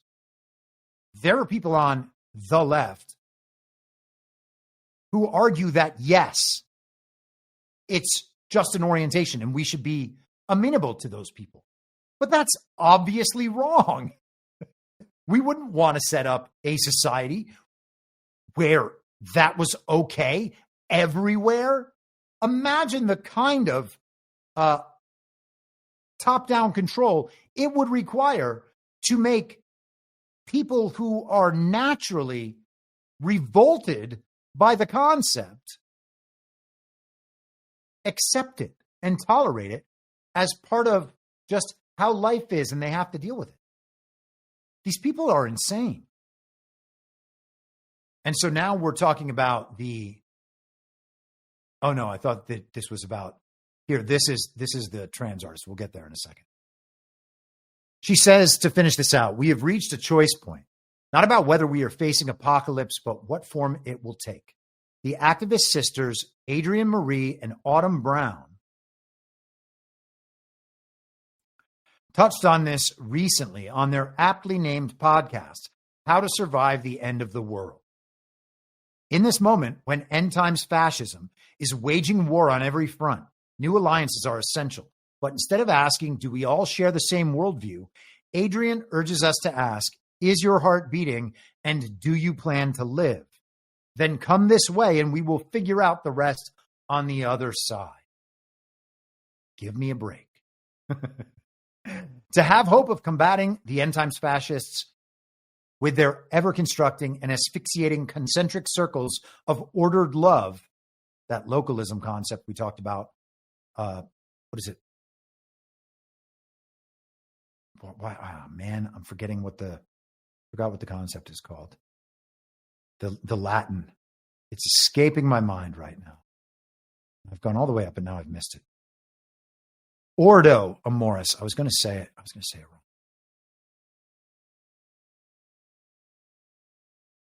She says, we will need to build an unruly, open-hearted movement of the earth-loving faithful to this planet, its people, its creatures, and to the possibility of a livable future for all of us, faithful to hear, or to quote Anoni, and Anoni is the trans artist that she's referred to many times, this time referring to the goddess in which she now places her faith. This is the quote from the trans artist. Have you stopped to consider that this might have been her best idea? So the system that it is now. That's really something. So what we have to do is cling to this system. Can't go down the road of Christianity. Definitely don't go down the road of Christian Zionism, and I might get on board with that. We need to maintain indigenous cosmologies, a faith-based belief in her goddess, a faith-based belief in the science, that priestly class in the white robes, the academics, the experts, the globalists, because she doesn't like borders. The world as it has been. The world order that is clearly collapsing right now. And you have to look around, even if you want to ignore the informational timeline aspect, although I think it's entirely relevant. You can look at what other countries around the world are doing. They're going in the same direction. It's an unstoppable movement in that direction. People have realized, something's wrong with the way that we were going, and we need to turn around right now. So once everybody does that mean that everyone will be walking in the right direction? No, it doesn't. There's going to be a number of directions that people take, and probably only one of them is the right direction. So we have to try to remove all the other ones through a deductive process. That requires skepticism. That requires a knowledge and understanding of what those other directions might be and where we can perceive them leading, where other people have thought about them leading, and then figuring out which one is the right one. And I think through that skeptical process, then we find God and we go in that direction, understanding our responsibilities underneath that rubric. And, you know, we can oppose these other wrong directions, but it's not that all the directions are wrong and that what we should choose is to maintain things as they were. There are a lot of people clinging to that system because they don't know what else the future could look like. And I understand that it's scary. Everybody who has awakened in their lifetimes or was awakened from day one, and there are very few people like that. A lot of people who have been awake their entire lives find other ways into the system and sometimes are headed in the wrong direction. But anybody who's gone through that process knows that there is an element of that can feel like death. It's soul destroying. It's an ego death for certain, to admit that you were wrong about everything and you've made basically only wrong choices throughout your life. But that doesn't mean that you cling to where you are to avoid that pain and that anguish and that struggle through that. Okay? If you understand that you're going in the wrong direction, you turn around and find a new direction. And if that direction turns out to be wrong too, then you have to trace that back and walk down another one. But man, oh man, clinging to something this obviously wrong that she is just completely deluded about makes no sense whatsoever. All right. So, man, I did not expect that to take this long to get through. So I apologize if anybody's totally bored by this. I think this is the basis of everything that's happening right now. So this is the kind of stuff that I really connect with. End the dark. $5 Rumble rants. Happy Monday. Let's start the week on a high note. Is this a high note? Hard to say. Hopefully it is. I believe we have a very bright future ahead. I've said that the entire time. And I'm not, while I don't want to embrace the entirety of the future of tech libertarians, I also understand that some of that is inevitable. We have to be able to understand it, to work with it, and still guide ourselves in the proper direction. And Naomi Klein did mention that some of this is about telling the proper story. I don't think Naomi Klein is doing that, obviously, but I do think that's important because sometimes it's just the way that we're perceiving these changes as they're occurring. And as I mentioned at the beginning, it is the goal of the media for people aligned with Naomi Klein to present all of this as chaos and destruction so that we will reject it. And she might be just too ignorant or have her head too far up her own ass to understand what else is going on out there and how ridiculous she sounds. But some of the observations are accurate.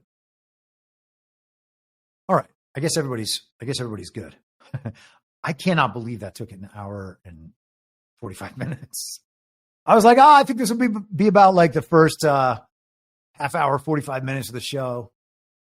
So I want to continue talking about the tech space, and we might, I had an entire, I think we're going to get about halfway through the stuff that I prepared. And you might have seen in the Substack today, if you opened it and read it, Wednesday, I'm going to do a show at noon Eastern, okay? That'll be the subscriber stream. And then on Friday, it is very unlikely that I will have a show. It's not a definite no, but it's unlikely. I might do it. I might, depending on what happens in the world, Wednesday afternoon and evening, throughout the day, Thursday, whatever happens on Friday morning. If I have things I want to talk about, I'll do a show. And then, as I've mentioned before, we're kind of in a transitional phase right now, moving into me going on a hiatus to focus on writing. And, in part, it's because I don't want to just be speaking all the time. All right. Sometimes it's not the best way for the messages to be disseminated. I want to try another delivery system. And I also want to actually finish these books.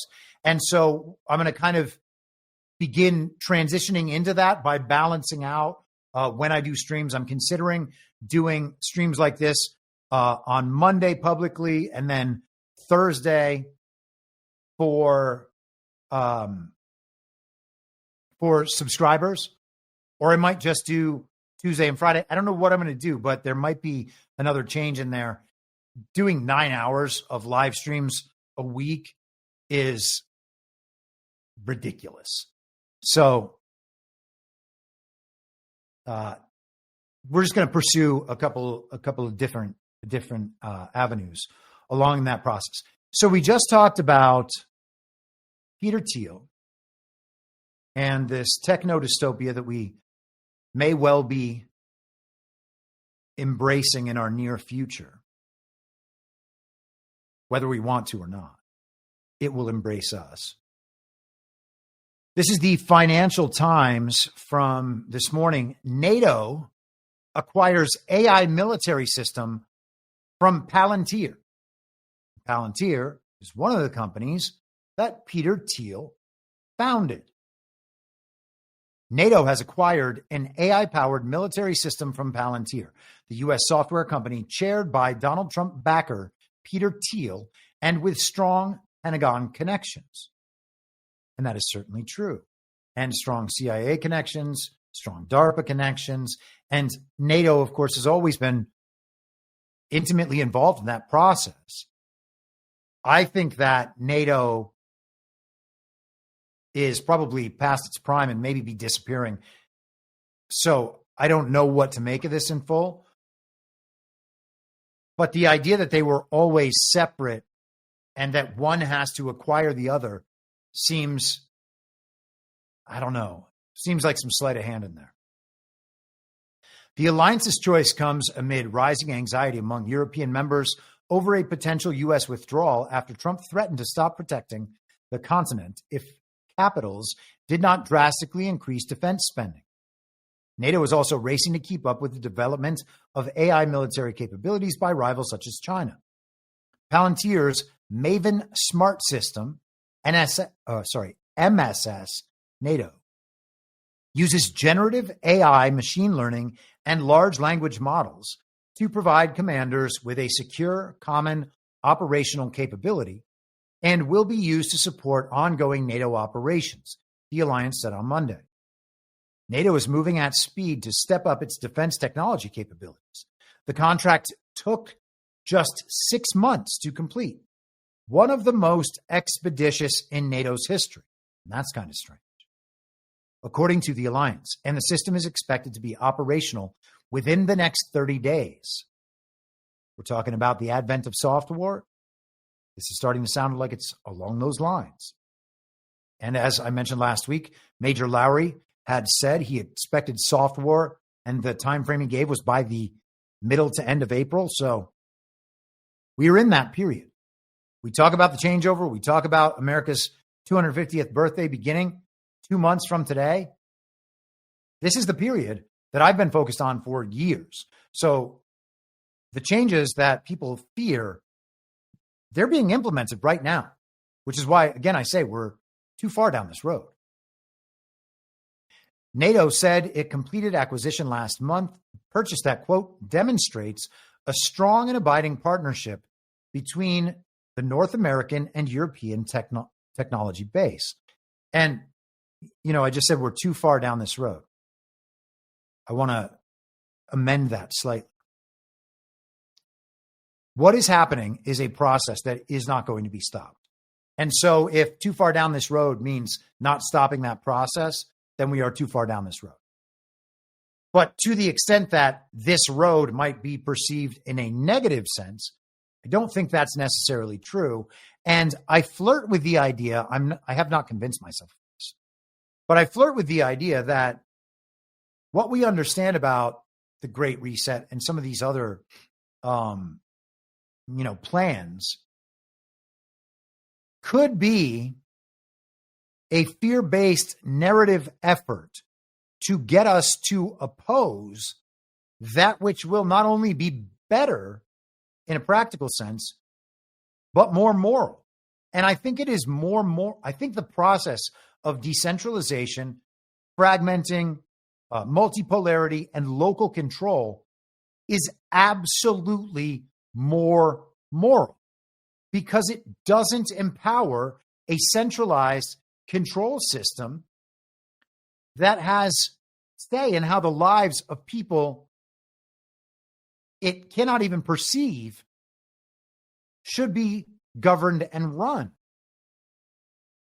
So is the Great Reset and are the stories around it that are at some level the philosophical basis for a lot of the thought on our side of the football, including my own, is some of that a fear-based narrative put forward by these diabolically evil characters like Klaus Schwab, like Yuval Noah Harari? It's something that I'm not convinced of, but it's definitely something that I have to entertain because I don't think it's a zero possibility potential outcome or potential description of the situation as it already exists, maybe not an outcome. Back to the article. Financial terms of the deal were not disclosed, but it is likely to be one of Palantir's most significant defense contracts this year. Thiel, one of Silicon Valley's most prominent conservative figures, was a prominent backer of Trump's first run for president in 2016 and played a big role in supporting Vice President J.D. Vance in his successful bid to be selected as Trump's running mate. Skipping down. The U.S. military already uses its own version of Palantir's Maven technology, which was extended with a $99.8 million 5-year contract last September. A similar system has also been used in Ukraine. That's strange. Maven is used. So Ukraine had access to this, or some faction in Ukraine had access to this, but NATO didn't have it. And I know Ukraine's not part of NATO, but you would think that the order would be reversed. Maven is used to bring together satellite imagery with other sources of battlefield information using machine learning to scan for targets and speed up attacks. The Pentagon's Project Maven system dates back to 2017 when it started out using Google's technology. Google later stepped away from the program after a 2018 backlash from thousands of employees over the use of AI in warfare. And again, if we're into soft war with Bitcoin seen as an energy-intensive defense technology, uses tons of energy, then we would need cheaper and more abundant energy to be able to power that defense technology as we are defending the country from this next generation AI warfare. It seems like that's what's coming.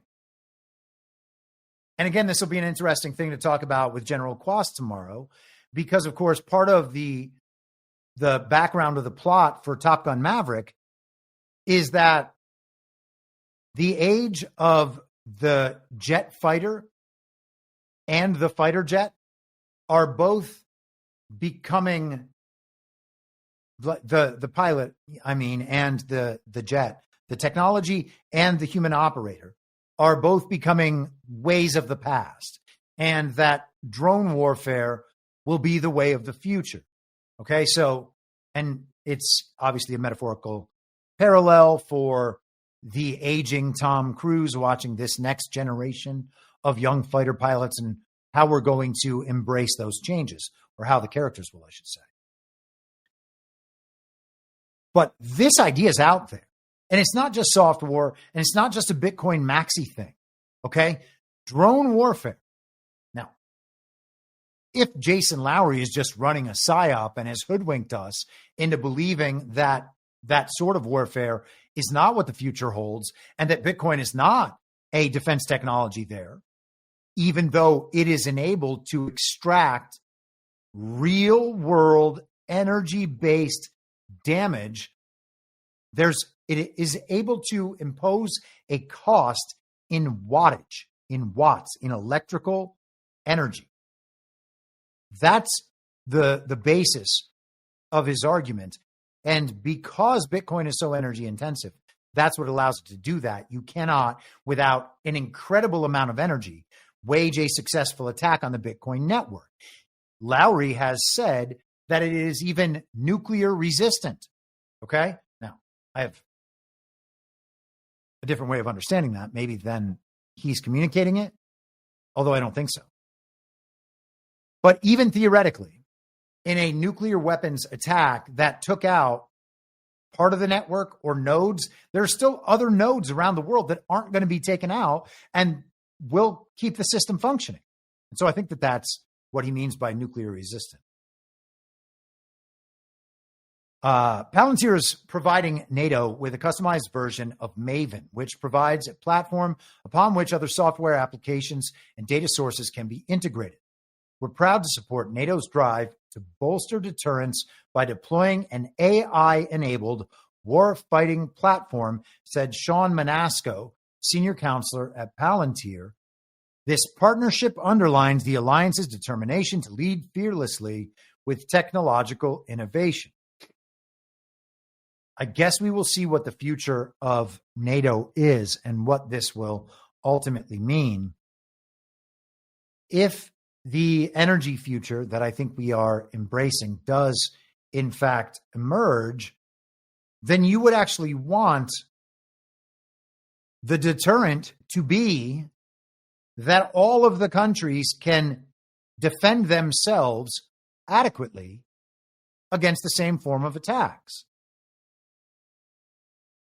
If there were drones that can conquer any human-operated jet fighter, and I don't know if that's the case. We can talk about some of this tomorrow.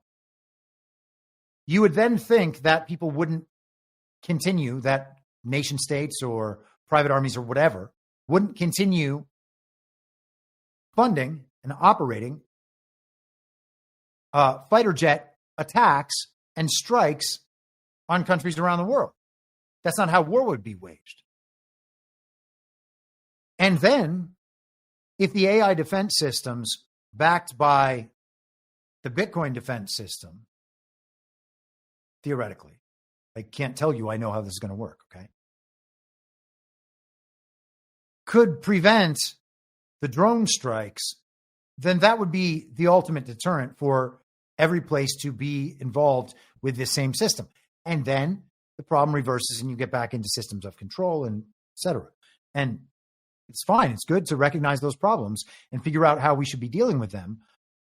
But there's no point in denying the potential that these are certainly parts of the conversation that need to be understood and addressed. Okay, let us move forward. I think we're going to do a couple more tech articles, and then we're just going to have some fun with Desperate Housewives in space, and then we will save the rest for Wednesday. This is today in the New York Times, and I'm going to hope beyond hope that it has saved my highlights, and it seems that it has. Oh, thank goodness. Here we are. Musk. I'm so used to reading the word Musk at this point that any word that looks like Musk is just Musk now. Mark Zuckerberg, serial witness, will take hot seat again. 7 years ago, Mark Zuckerberg, the chief executive of Meta, testified for the first time in Congress. After a 2-week boot camp by his lawyers to prep him, he answered questions in 3 back-to-back hearings over 2 days in a baptism by fire.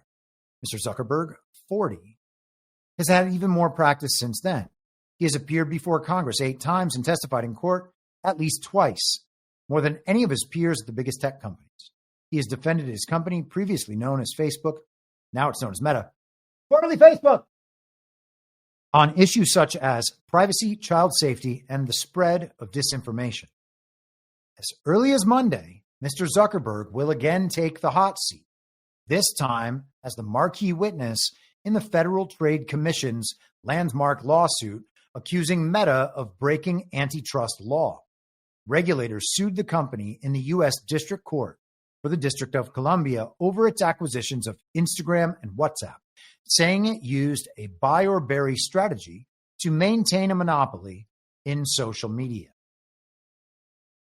So Facebook's Meta is now having to defend its business operation. They have acquired Instagram and WhatsApp and a number of other social media-based technologies and other technologies, and now they are having to defend their status against claims that they have created a monopoly. I think it'll be awfully hard to make those claims stick, but I'm more than happy for all of this evidence to be entered into this case and for it to be public. John and I talked about Rico Grande the other night. That's my, and he calls it Rico Suave. That's kind of my, my humorous, if you find it humorous or not. Maybe you don't find it humorous.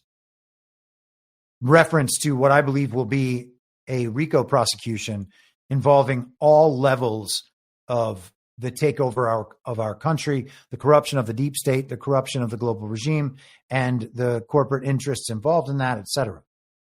So I think there's going to be one thing. It's going to be decided at once. The whole thing will drop down. Everybody's evidence has been put into the public forum over the last 10 years that this process has been ongoing, and maybe longer. It's been formalized in the process of these court cases. And then eventually the evidence from this case, and this case, and this case, and this case, and this case will all be put together in that one case, which will collapse the whole system. Rudy Giuliani, of course, was the one who famously did this for, I guess, kind of the first time in his prosecution of the mafia in New York. Skipping down in the article. I should have highlighted this one as well. In 2021, he renamed the company Meta in effort to shed some of the company's baggage. He has recently courted Mr. Trump, including visiting the White House this month, to try to persuade the president and his aides to settle the FTC's suit. So Zuckerberg wants the government to find a settlement with him, and the implication is that he's worried he's going to lose the suit, and then the Facebook monopoly, the Meta monopoly, will be broken apart. The company will be broken up. That seems unlikely in my estimation, but who knows? The government's scrutiny and legal challenges haven't inflicted lasting wounds on the company. Meta's stock price has more than doubled since Mr. Zuckerberg's first appearance in Congress. Mr. Zuckerberg is likely to face a more grueling time on the stand at the antitrust trial, legal experts said. Congressional hearings feature grandstanding by lawyers, and they are limited to a few minutes each. FTC lawyers plan to grill Mr. Zuckerberg for hours. They also have a trove of emails and other communications and plan to ask him to defend the documents they say prove his company's ill intentions. And you have to wonder if some of that's going to be about the rampant censorship from that platform. This is hilarious. This time, the FTC is asking Judge James E. Boasberg to find Meta guilty of antitrust violations. So there is, quote, a lot more at stake, said Katie Harbath, a former public policy director for Meta and the chief executive of Anchor Change, a consulting firm. So Judge Boasberg gets all of these key prosecutions and these key litigations. And I guess this isn't a prosecution per se. Why is he getting all of these? Is it orchestrated in some way? Well, it seems to be on the other side, right? Judge Boasberg gives relentlessly regime-oriented and leftist-oriented decisions in the cases that come before him. So if you are the regime side and responsible for operating the system rigged to get you your choice of judges in these situations. Is this the person you choose? I think the answer is probably yes. So it makes total sense under that understanding that they still control some systems through secret societies, like we talked about with John Roberts, or other secret societies out there. I mean, who knows how many of the key actors we see in these situations are members of secret societies. So we don't know what the control aspect could be from that level. We don't know what it is on the level of government corruption and deep state coordination, or how much those two things are intermingled. But you can also look at it from our side with Rico Grande in mind and say, if there was a judge who was going to make this situation that we know we will inevitably come out on top of, if there was a judge who was kind of oriented toward keeping the thing going for as long as possible, so all the evidence can get on the record, the public can have the adverse reaction to all his decisions.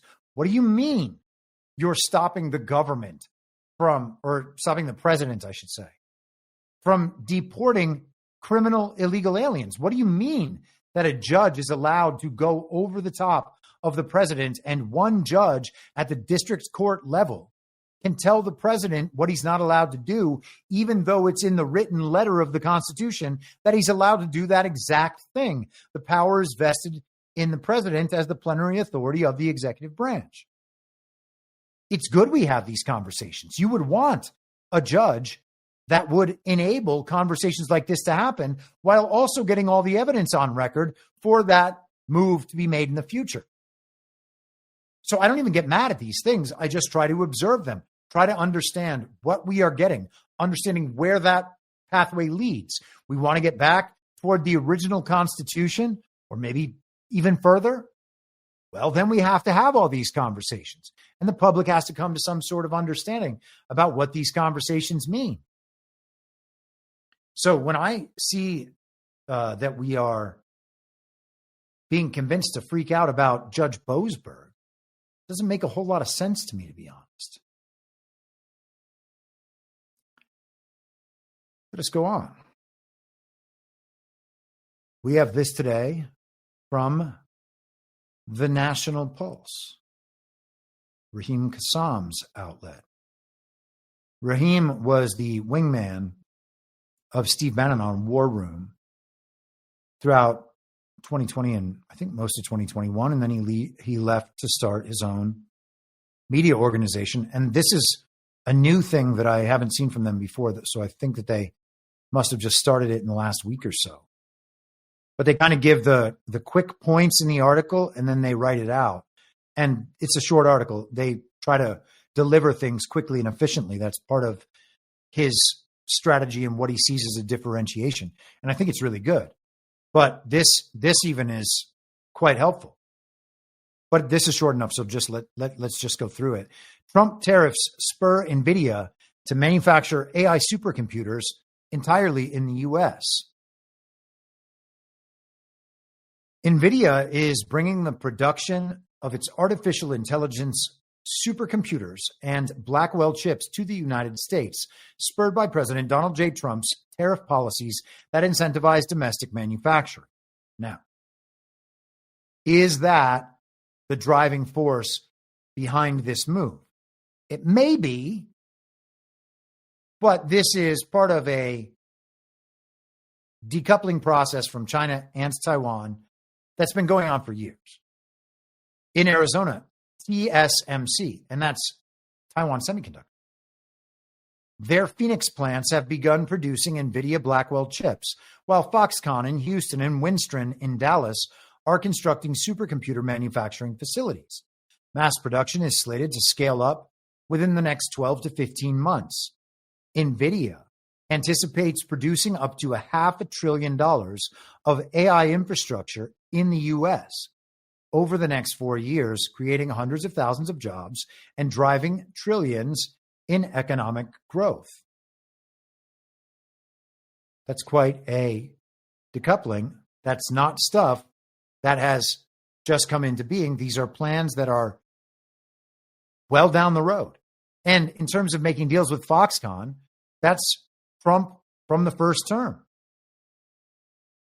So you can see the first term of Trump continuing unhindered throughout the fake and illegitimate second term, the second term of Trump, fake and illegitimate term of Joe Biden these last 4 years, and the continuation of all of that and the culmination of all of it in this period right now. The engines of the world's AI infrastructure are being built in the United States for the first time, said Jensen Huang, Nvidia's founder and CEO. He emphasized that adding American manufacturing strengthens supply chain resilience and meets the soaring demand for AI technology. President Trump's tariffs, designed to penalize offshoring and reward U.S. investment, have pushed Nvidia to prioritize American factories. Tariffs have disrupted reliance on overseas supply chains, encouraging tech leaders to bet on American workers instead. Now, there's also, we're probably going to talk about this at greater length on Wednesday, but I want to just share one of these posts. Trump was talking about, where is this? I know I had it. Yes. He was talking about 60 Minutes. They had an interview with the comedic actor in Ukraine on Sunday night, last night. And Trump was going off because he was being presented unfairly. And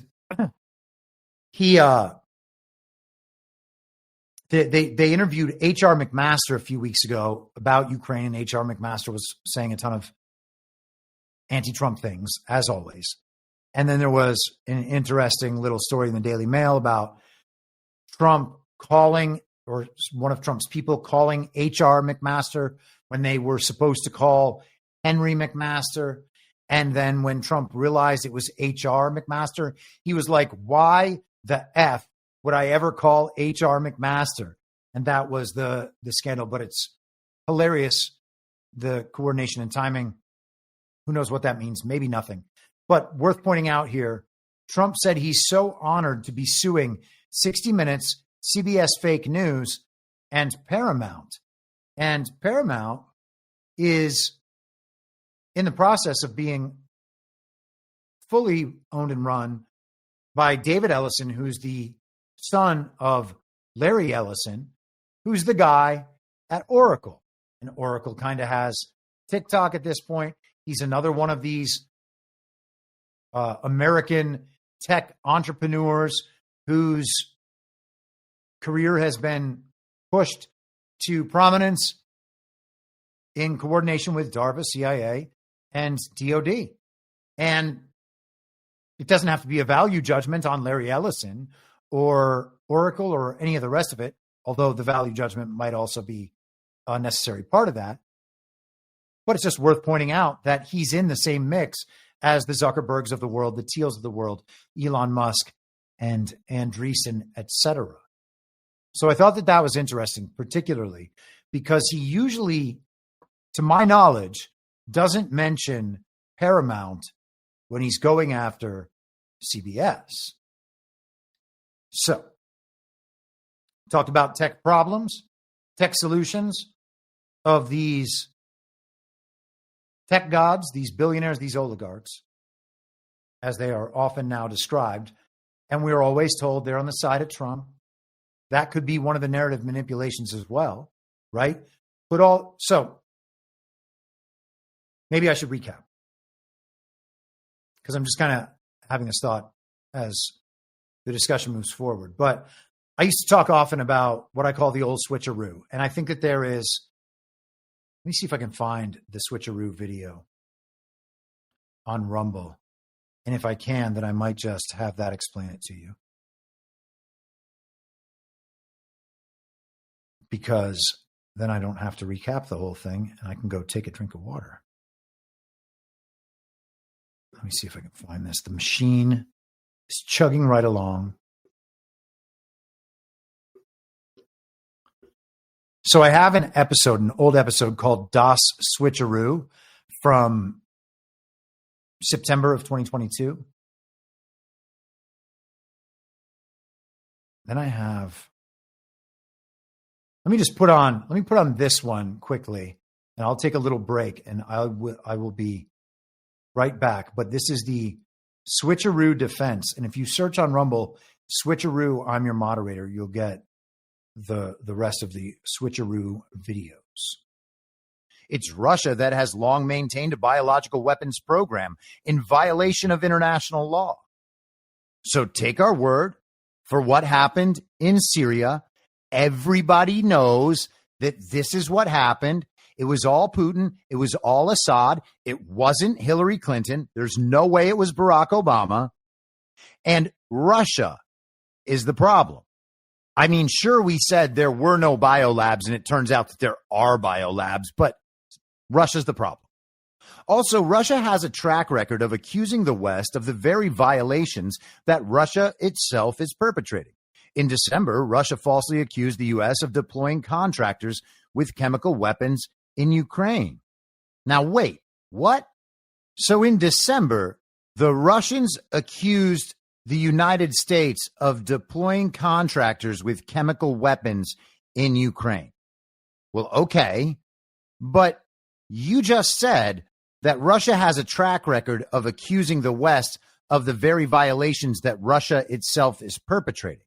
So is Russia doing that? Because that's what she's implying. Is she accusing Russia of doing that? Or are we just supposed to take her prior statements as examples of Russia doing that thing that it accuses others of doing?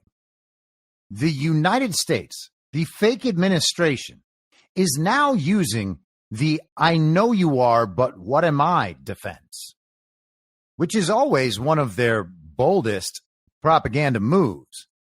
Everything bad about them is actually something bad about the other side. It turns out there's actually no way to accuse them of doing anything. Otherwise, you're at risk of exposing the fact that you did it yourself. It's an amazing defense. Actually, it might even be bigger than the "I know you are, but what am I" defense. This is basically a full-on "he who smelt it, dealt it" defense. It's strange, though, because I haven't seen the United States claim that Russia made COVID, but we do have tons and tons of evidence that the United States, along with the CCP, actually did make COVID. That we have overwhelming evidence for. So if that's true, doesn't it mean that Russia actually did all that? And if that's the case, why aren't we accusing them? So that didn't get all of what I wanted. And so I'll just recap the rest of the switcheroo idea.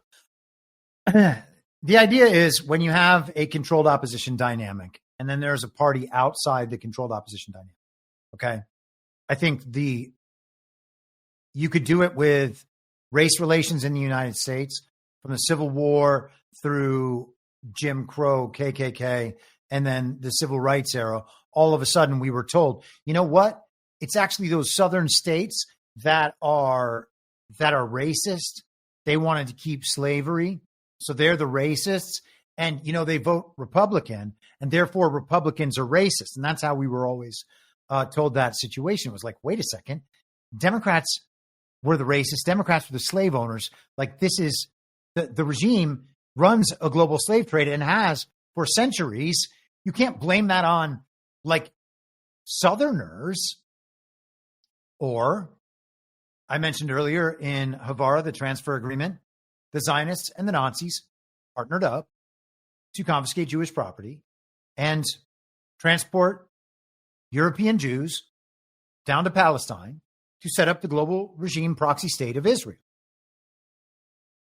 At some point, you have the Nazis, the part of the controlled opposition with people who are aligned about wanting to solve certain problems. And I don't mean the Jews, I mean other issues, because there were plenty of German Jews that opposed the Zionist thing. And it's made very clear, by the way, in Edwin Black's The Transfer Agreement. Read the book. Honestly, read the book. Read that. Read Our Secret Constitution. You can see these switcheroos for yourself, is what I'm saying. So whatever people align themselves with that movement, if the part of the movement that is like, oh yeah, I guess our partnership is over. You know who the real Nazis were? Those guys. We're going to see that dynamic take place. And I've been talking about this for years, that the neoconservatives that align with MAGA when it's useful are going to split back off, be more overtly part of the uniparty, and then Donald Trump will be Hitler and all of us will be Nazis. That's the narrative plan. That's where all this is going. And you have to wonder, by the same token, if some of the tech alignment with Trump is attempting to make it so that once they are combined and indistinguishable, once they adopt the identity of MAGA, then it's MAGA that's doing these bad tech-oriented things. And when they separate, MAGA will be left with that identity, while the people who go back toward the uniparty and the global regime and those power systems will be blameless. Like, sure, we built the technology, but it's them that really, like, they're the ones who led it in the wrong direction. Without them, it would have been fine. Look how well we'll use it now. Okay, so I think there's possibly a tech switcheroo happening. I think that makes a lot of sense with some of the characters that we've seen, the prominence of a character like J.D. Vance, and the whole, this was something that I began discussing throughout the Ron DeSantis op. That was the fall of 22 and all through 2023. It was clear that most of those DeSantis supporters, well, all of them were GOP establishment. Most of them were neocons. And a great number of them were Zionists or Christian Zionists. And then the rest were just grifters and influencers who thought that Trump was done and they would just, hop on the train of the winner and ride that to the end.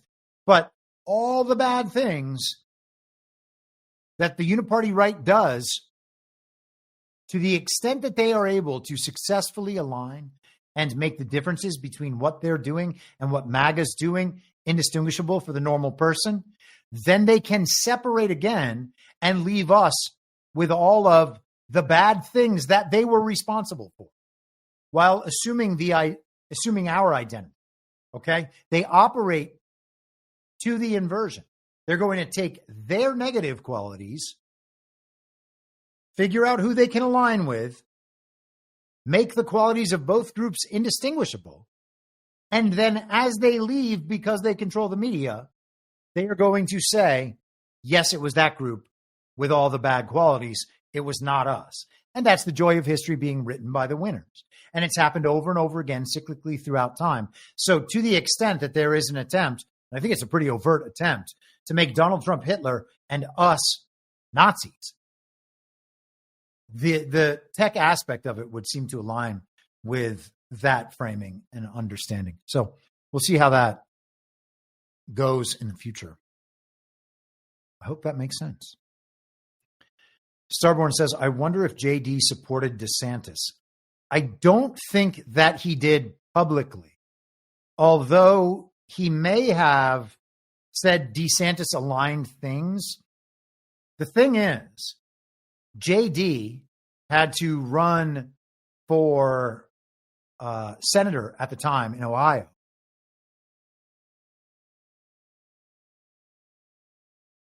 With Peter Thiel's money, at the same time that Blake Masters was running for Senate in Arizona with Peter Thiel's money. And he couldn't be anti-Trump at that point. So J.D. Vance actually had to don the Trump disguise, the MAGA disguise, earlier in 2022 and held on to that throughout the campaign. And as soon as the 2022 midterms were over, in fact, Trump actually preempted the midterms by like 10 days.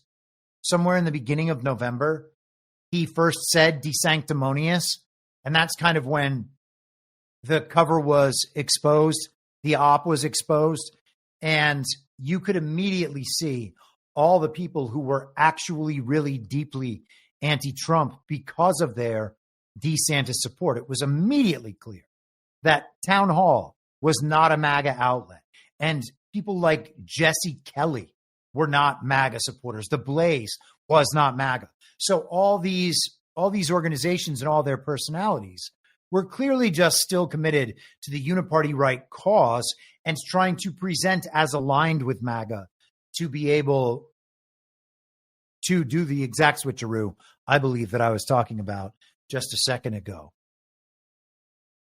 Dumpster Fire said, "Did you feel the quake?"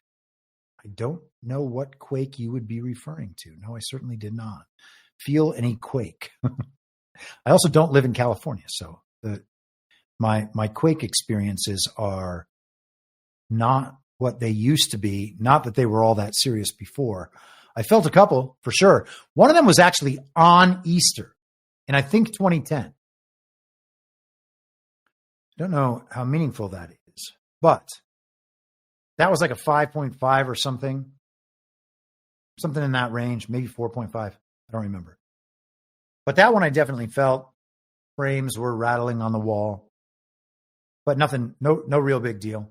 It was that, a little bit of aftershock. It's very unsettling to experience one that you can really feel for the first time. You're like, wait a second, this is going to end, right?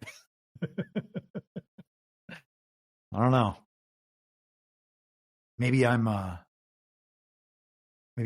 apparently there was a 6.0 quake today.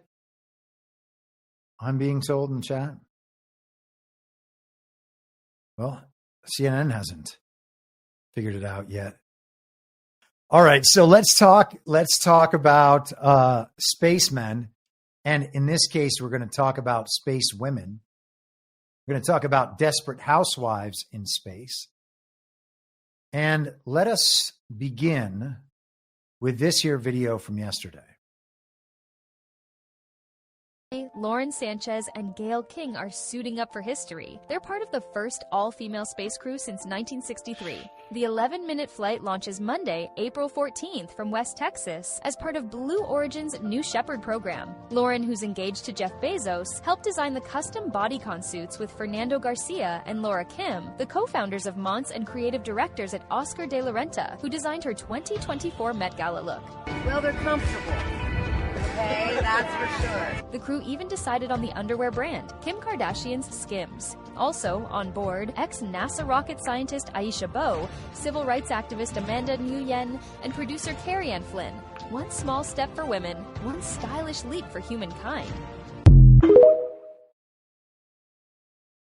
I said on social media yesterday, are they trying to make space seem unserious?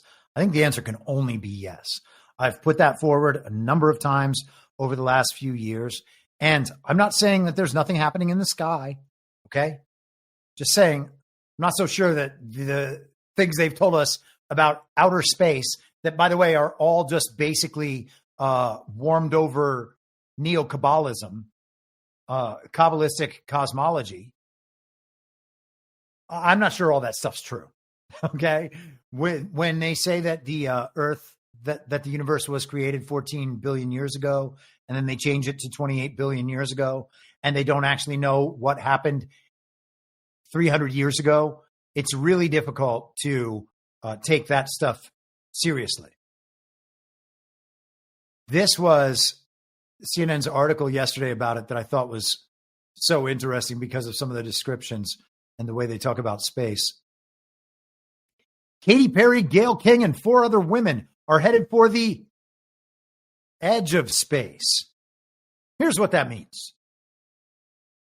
Blue Origin is taking a star-studded crew of 6 female passengers to the edge of space on Monday, one of the most closely watched suborbital space tourism missions in years. Yeah, they are Instagram influencing and not doing anything else. Fashion influencers, Kim Kardashian underwear advertisements, all done for Amazon as Jeff Bezos launches his girlfriend on a rocket into space. Give me a break. The flight will last about 10 minutes, carrying the group more than 100 kilometers, 62 miles into the sky, and offering a few minutes of weightlessness before they descend. But at what point during the flight will singer Katy Perry, journalist Gayle King, and their fellow passengers reach, quote unquote, space? That's their quote unquote. Is it when they look outside their window and the blue glow of the sky fades to black? Is it when they reach an altitude at which satellites can orbit? Or is it when the atmosphere grows so thin that it no longer plays a defining role in the flight physics? Okay. How does it move then? In the spaceflight community, there is no hard and fast definition. What? So the science also doesn't know what space is? Space can be defined in several ways, the article said. And the usefulness of the criteria for determining where it starts can depend on the scenario. That's why various organizations around the world use different altitudes to mark that invisible threshold for record-keeping purposes. Yeah, just got to keep proper records. And for suborbital space tourism, quibbling over definitions can take on a life of its own. Blue Origin and Virgin Galactic, for example, have been known to spar publicly over the matter, mostly because of one specific means of defining space, the Kármán line. That's a very strange way to word that. I guess it's correct, but very strange. And so they give a wonderful little picture. Let's see if I can just put it all up on here on one screen. So we have 300 meters up here, just a height they chose, I guess. 300 miles, sorry, not 300 meters. The International Space Station is at 250 miles. Nothing at 200, nothing at 150. Then we have Japanese satellite Tsubame, the lowest orbiting satellite when operational, at 100 miles. And then the Kármán line, what about all the satellites? That means there must be a ton of satellites in here, right? Or even up here, or even way out in outer space. And then we have the Kármán line. For a second, I thought I said common. I was like, I'm sure it's Kármán. Blue Origin New Shepard gets somewhere from 62 to 68 miles. That's what they're saying. Or if it doesn't quite get there, whatever. But it definitely does. And this commercial jet, a normal commercial jet, about 7 miles. And that's, that 30,000 to 40,000 foot range. So then they have a discussion on what makes an astronaut, because they don't have a definition for that either. Where weightlessness happens, well, it has little to do with altitude, they're saying. But let's go down to the science of defining space. The U.S. government uses the 81-kilometer, the 50-mile mark, to define space for many of the same reasons that other organizations use the Kármán line. The latter may just calculate the phenomenon differently. Theodor von Kármán, a Hungarian-American engineer and physicist and co-founder of NASA's Jet Propulsion Laboratory, was among the first to describe the altitude at which aeronautics become astronautics. He said, "It's there." But even Kármán's initial attempts in the 1950s were inexact. You don't say. The atmosphere is indeed dynamic and fluctuates in density, which makes any delimitation, I thought it was going to be delineation, delimitation imprecise, according to one 2014 study of the definition of space. So the Kármán line fluctuates between 84 kilometers and 100 kilometers. Notably, 100 kilometers is how the Swiss-based Fédération Aéronautique Internationale, or the World Air Sports Federation, defines the Kármán line. It's been that way since the 60s, some guy says. The Federation suggested in 2018 it might lower its definitional altitude in response to new research about the Kármán line. But the organization ultimately didn't take such a step after crunching the numbers. Whatever. So, space. It's whatever you think it is. That's just science. That, my friends, is just science. Let's take a little break before we go into some more talk about spacemen and desperate housewives in space. Gilligan's Island in space, that season wrapped up a few weeks ago when the spacemen returned from the space station. And so now we have desperate housewives in space. But let's take just a moment to support Rumble as Rumble supports this show. 1775coffee.com. Weak coffee is for the weak, and at Rumble, weak has never been a part of the mission. No fillers, no fraud, and no settling for mediocrity, just like 1775 coffee. It's single origin, small farm, hand-picked, specialty-grade coffee that stands for quality, free speech, and calling out BS when it matters. Forget stale, mass-produced beans, roasted just enough to hide the flaws. Dark roast hits like a Trump tariff. Medium roast keeps it bold without the bitterness.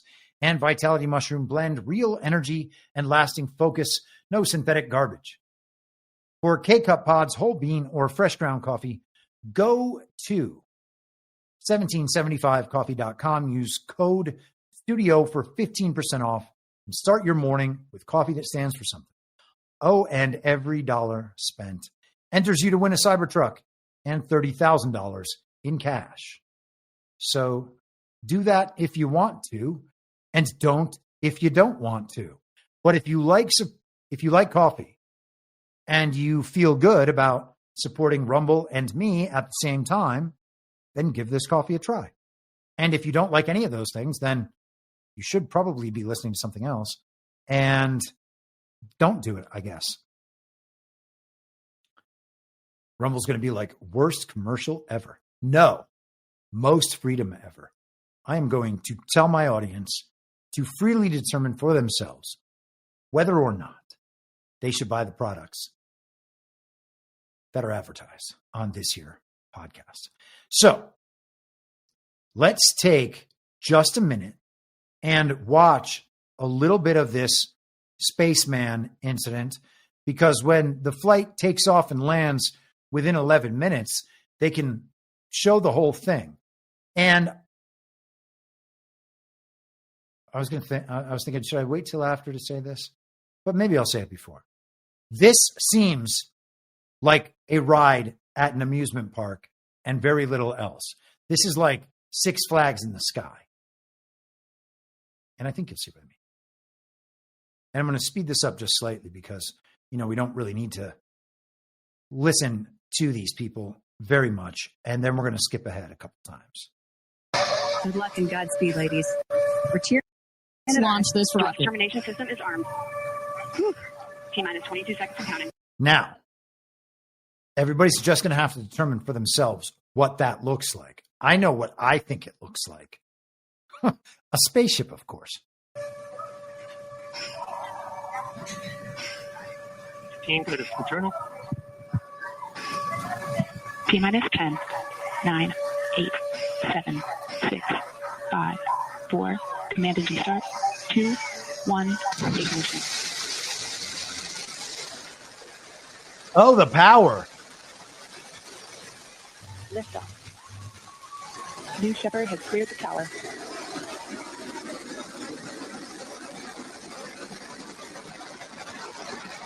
That is a flying dildo.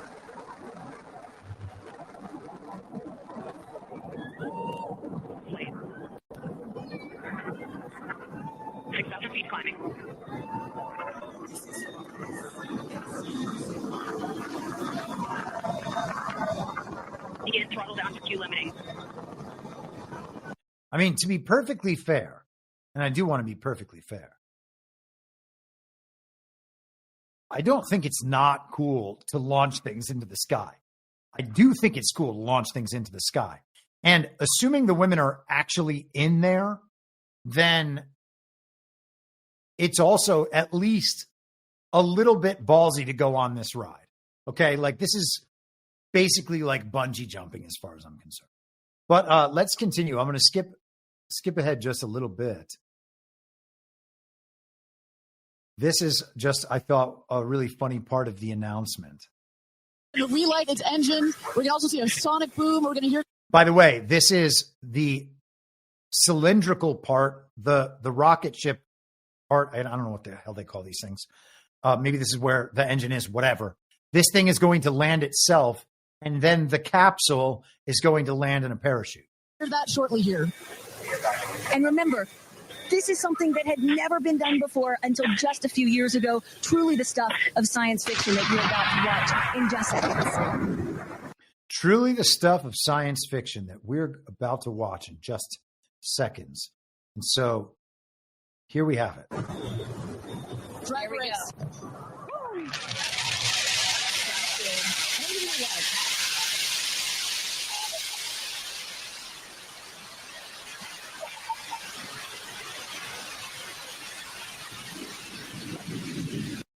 A brilliant cloud of dust, and the rocket ship has landed. It's not quite as cool as Elon Musk's pincer thing that just the arms that snag it out of the sky, but it's pretty cool to be able to land a rocket, right? I mean, I guess.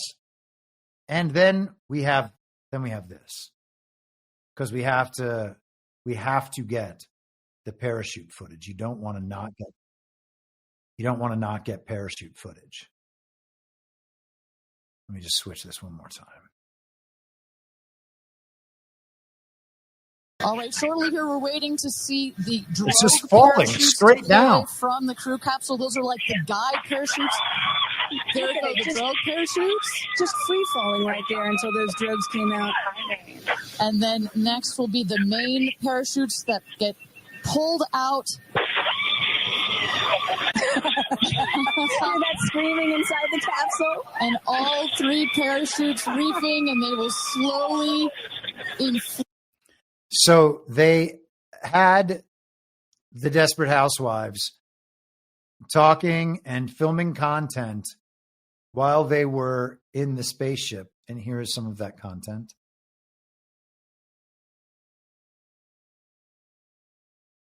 That's just a GIF, I guess. There's Katy Perry showing a little daisy to the world. Oh, it's so cute. Look how cute it all is. What content? I guess that's that. Let's keep going. Oh, gosh. So Jeff Bezos, after launching his girlfriend into space and bringing her back down, wanted to go greet everyone. Here is that greeting, a bit of a mishap for one of the world's richest spacemen. Yeah.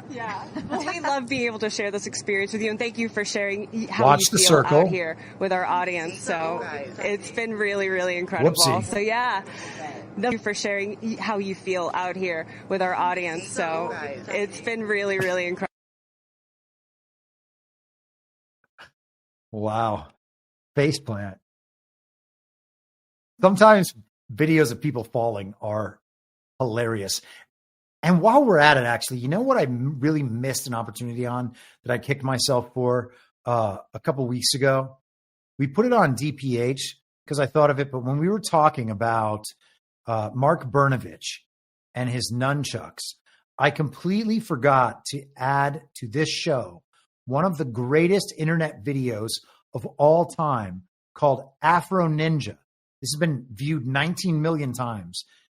And you may have seen it before, but it is a hilarious fall. I'm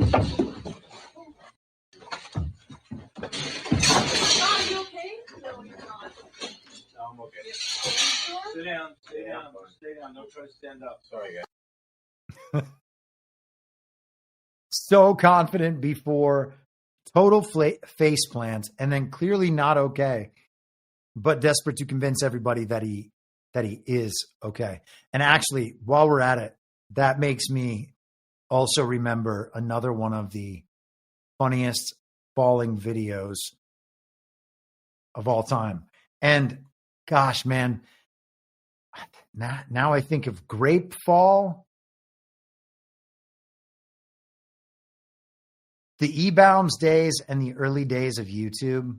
Remember this? It's a very easy situation to operate. You just push the buttons in right here on the two sides. There are two little buttons. And all you do is push them in, and that will release it. And right here, push the button in, that releases it. And then after you let go, it locks firmly in place. So really, you're all set. And this is tough. It is? Listen, give you an example. Say you have you have to get up on the wall, high ceiling, vault ceiling. Hey, listen, just walk right up. And I tell you, it's very safe, it's durable, and it's lightweight. You're scaring me. So really, wow. Now it's locked in place, okay? So really, you say, oh God, Harold, are you okay? Actually, I didn't have it locked. Oh gosh, man. That's so brutal. You just walk right up. Now it's locked in place. Whew. If you say so. But let's get back to Desperate Housewives in space. Katy Perry had a review on the experience that she shared with the news. It is the highest high, and it is surrender to the unknown, trust, and this whole journey is not just about going to space. It's the training, it's the team, it's the whole thing. I couldn't recommend this experience more. This is like up there with all the, different tools that I've learned in my life, from meditation to the Hoffman process. This is up there because what you're doing is you're like really finding the love for yourself, because you got to trust in yourself on this journey. And then you're feeling the love when you come down, for sure. And you're feeling that strength. So I feel really connected to that strong, divine feminine right now. By the way, you're such a badass. I love that the month of April, you're like, I'm going to space and I'm launching my tour. She just advertised Jeff Bezos' space travel and her own concert tour. And, oh, by the way, the divine feminine. These people are bananas.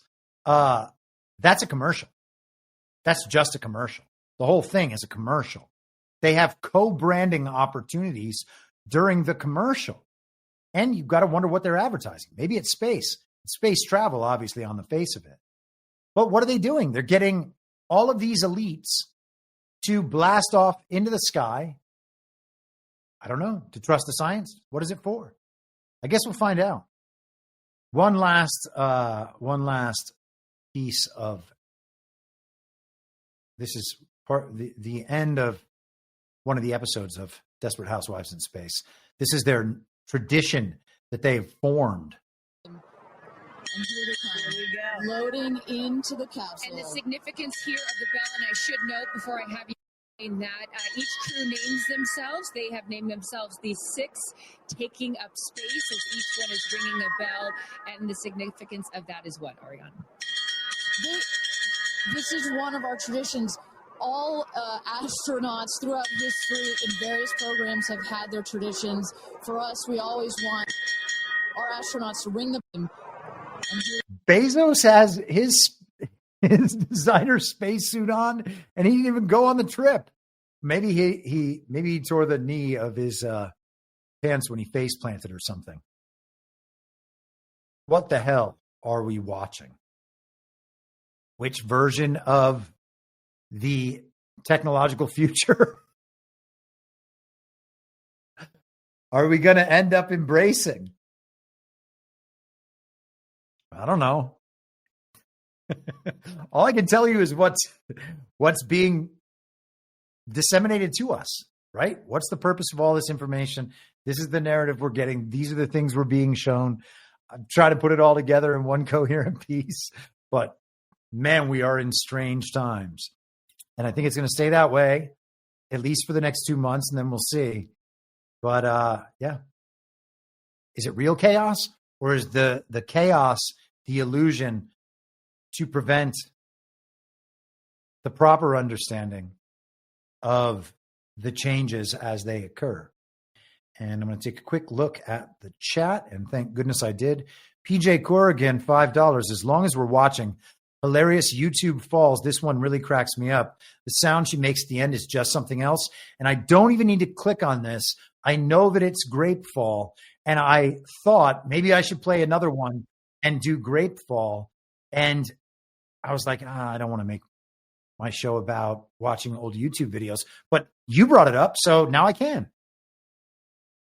These buckets are filled with grapes.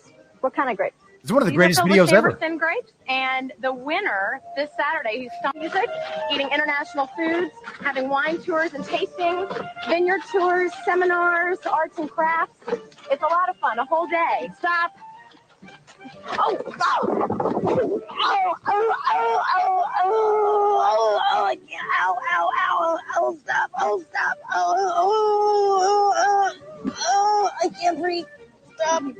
Oh, no. Oh, boy, dear. I think she's actually hurt. No, I think she is. Yeah, she's Ouch. hurt. She took a hard fall off there. Boy, Okay. gosh, I hope she's okay.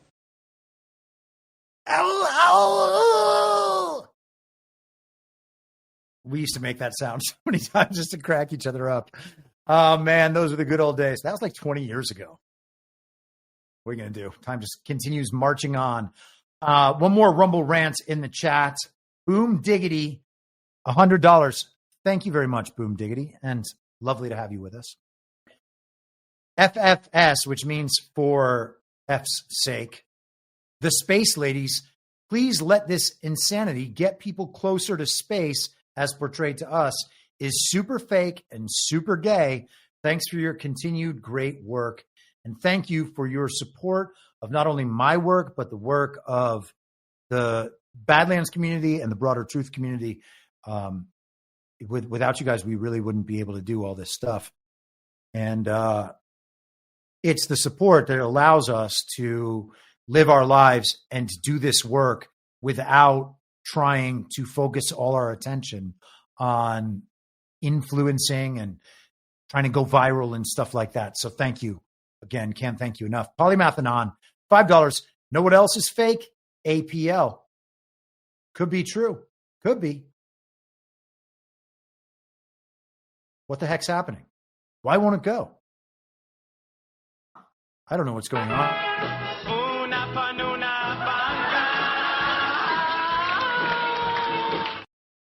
Man, I thought StreamYard was really going to let me down right there. That would have been terrible.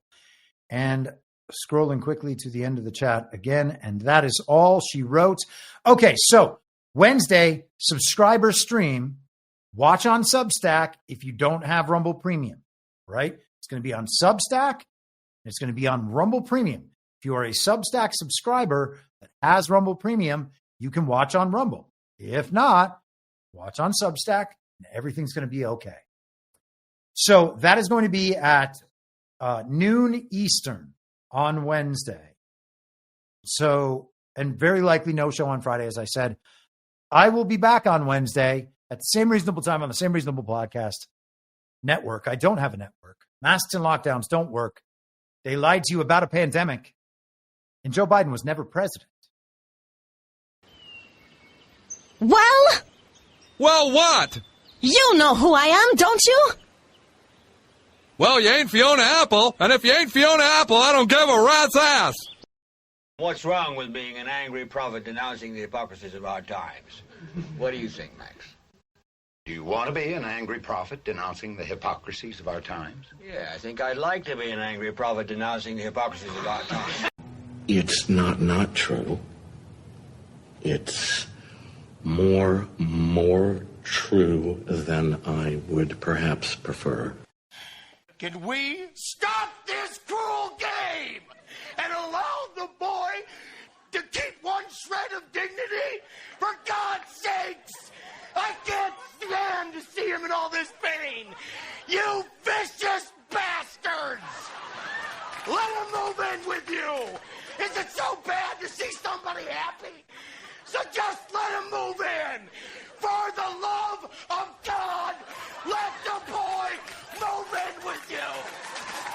Good Lord! And I will not let you down. We do a little trolling. It's called We Do a Little Trolling. What? In my mind, that's the end game. If you're listening for free and would like to support the show, the best way to do that is by signing up for a paid subscription at imyourmoderator.substack.com. You can find the info stream over on Telegram at t.me/veryreasonable. The merch site is cancelcouture.com, and for all my other links, you can visit linktree.com/imyourmoderator. And I'll see you soon. Down on the range.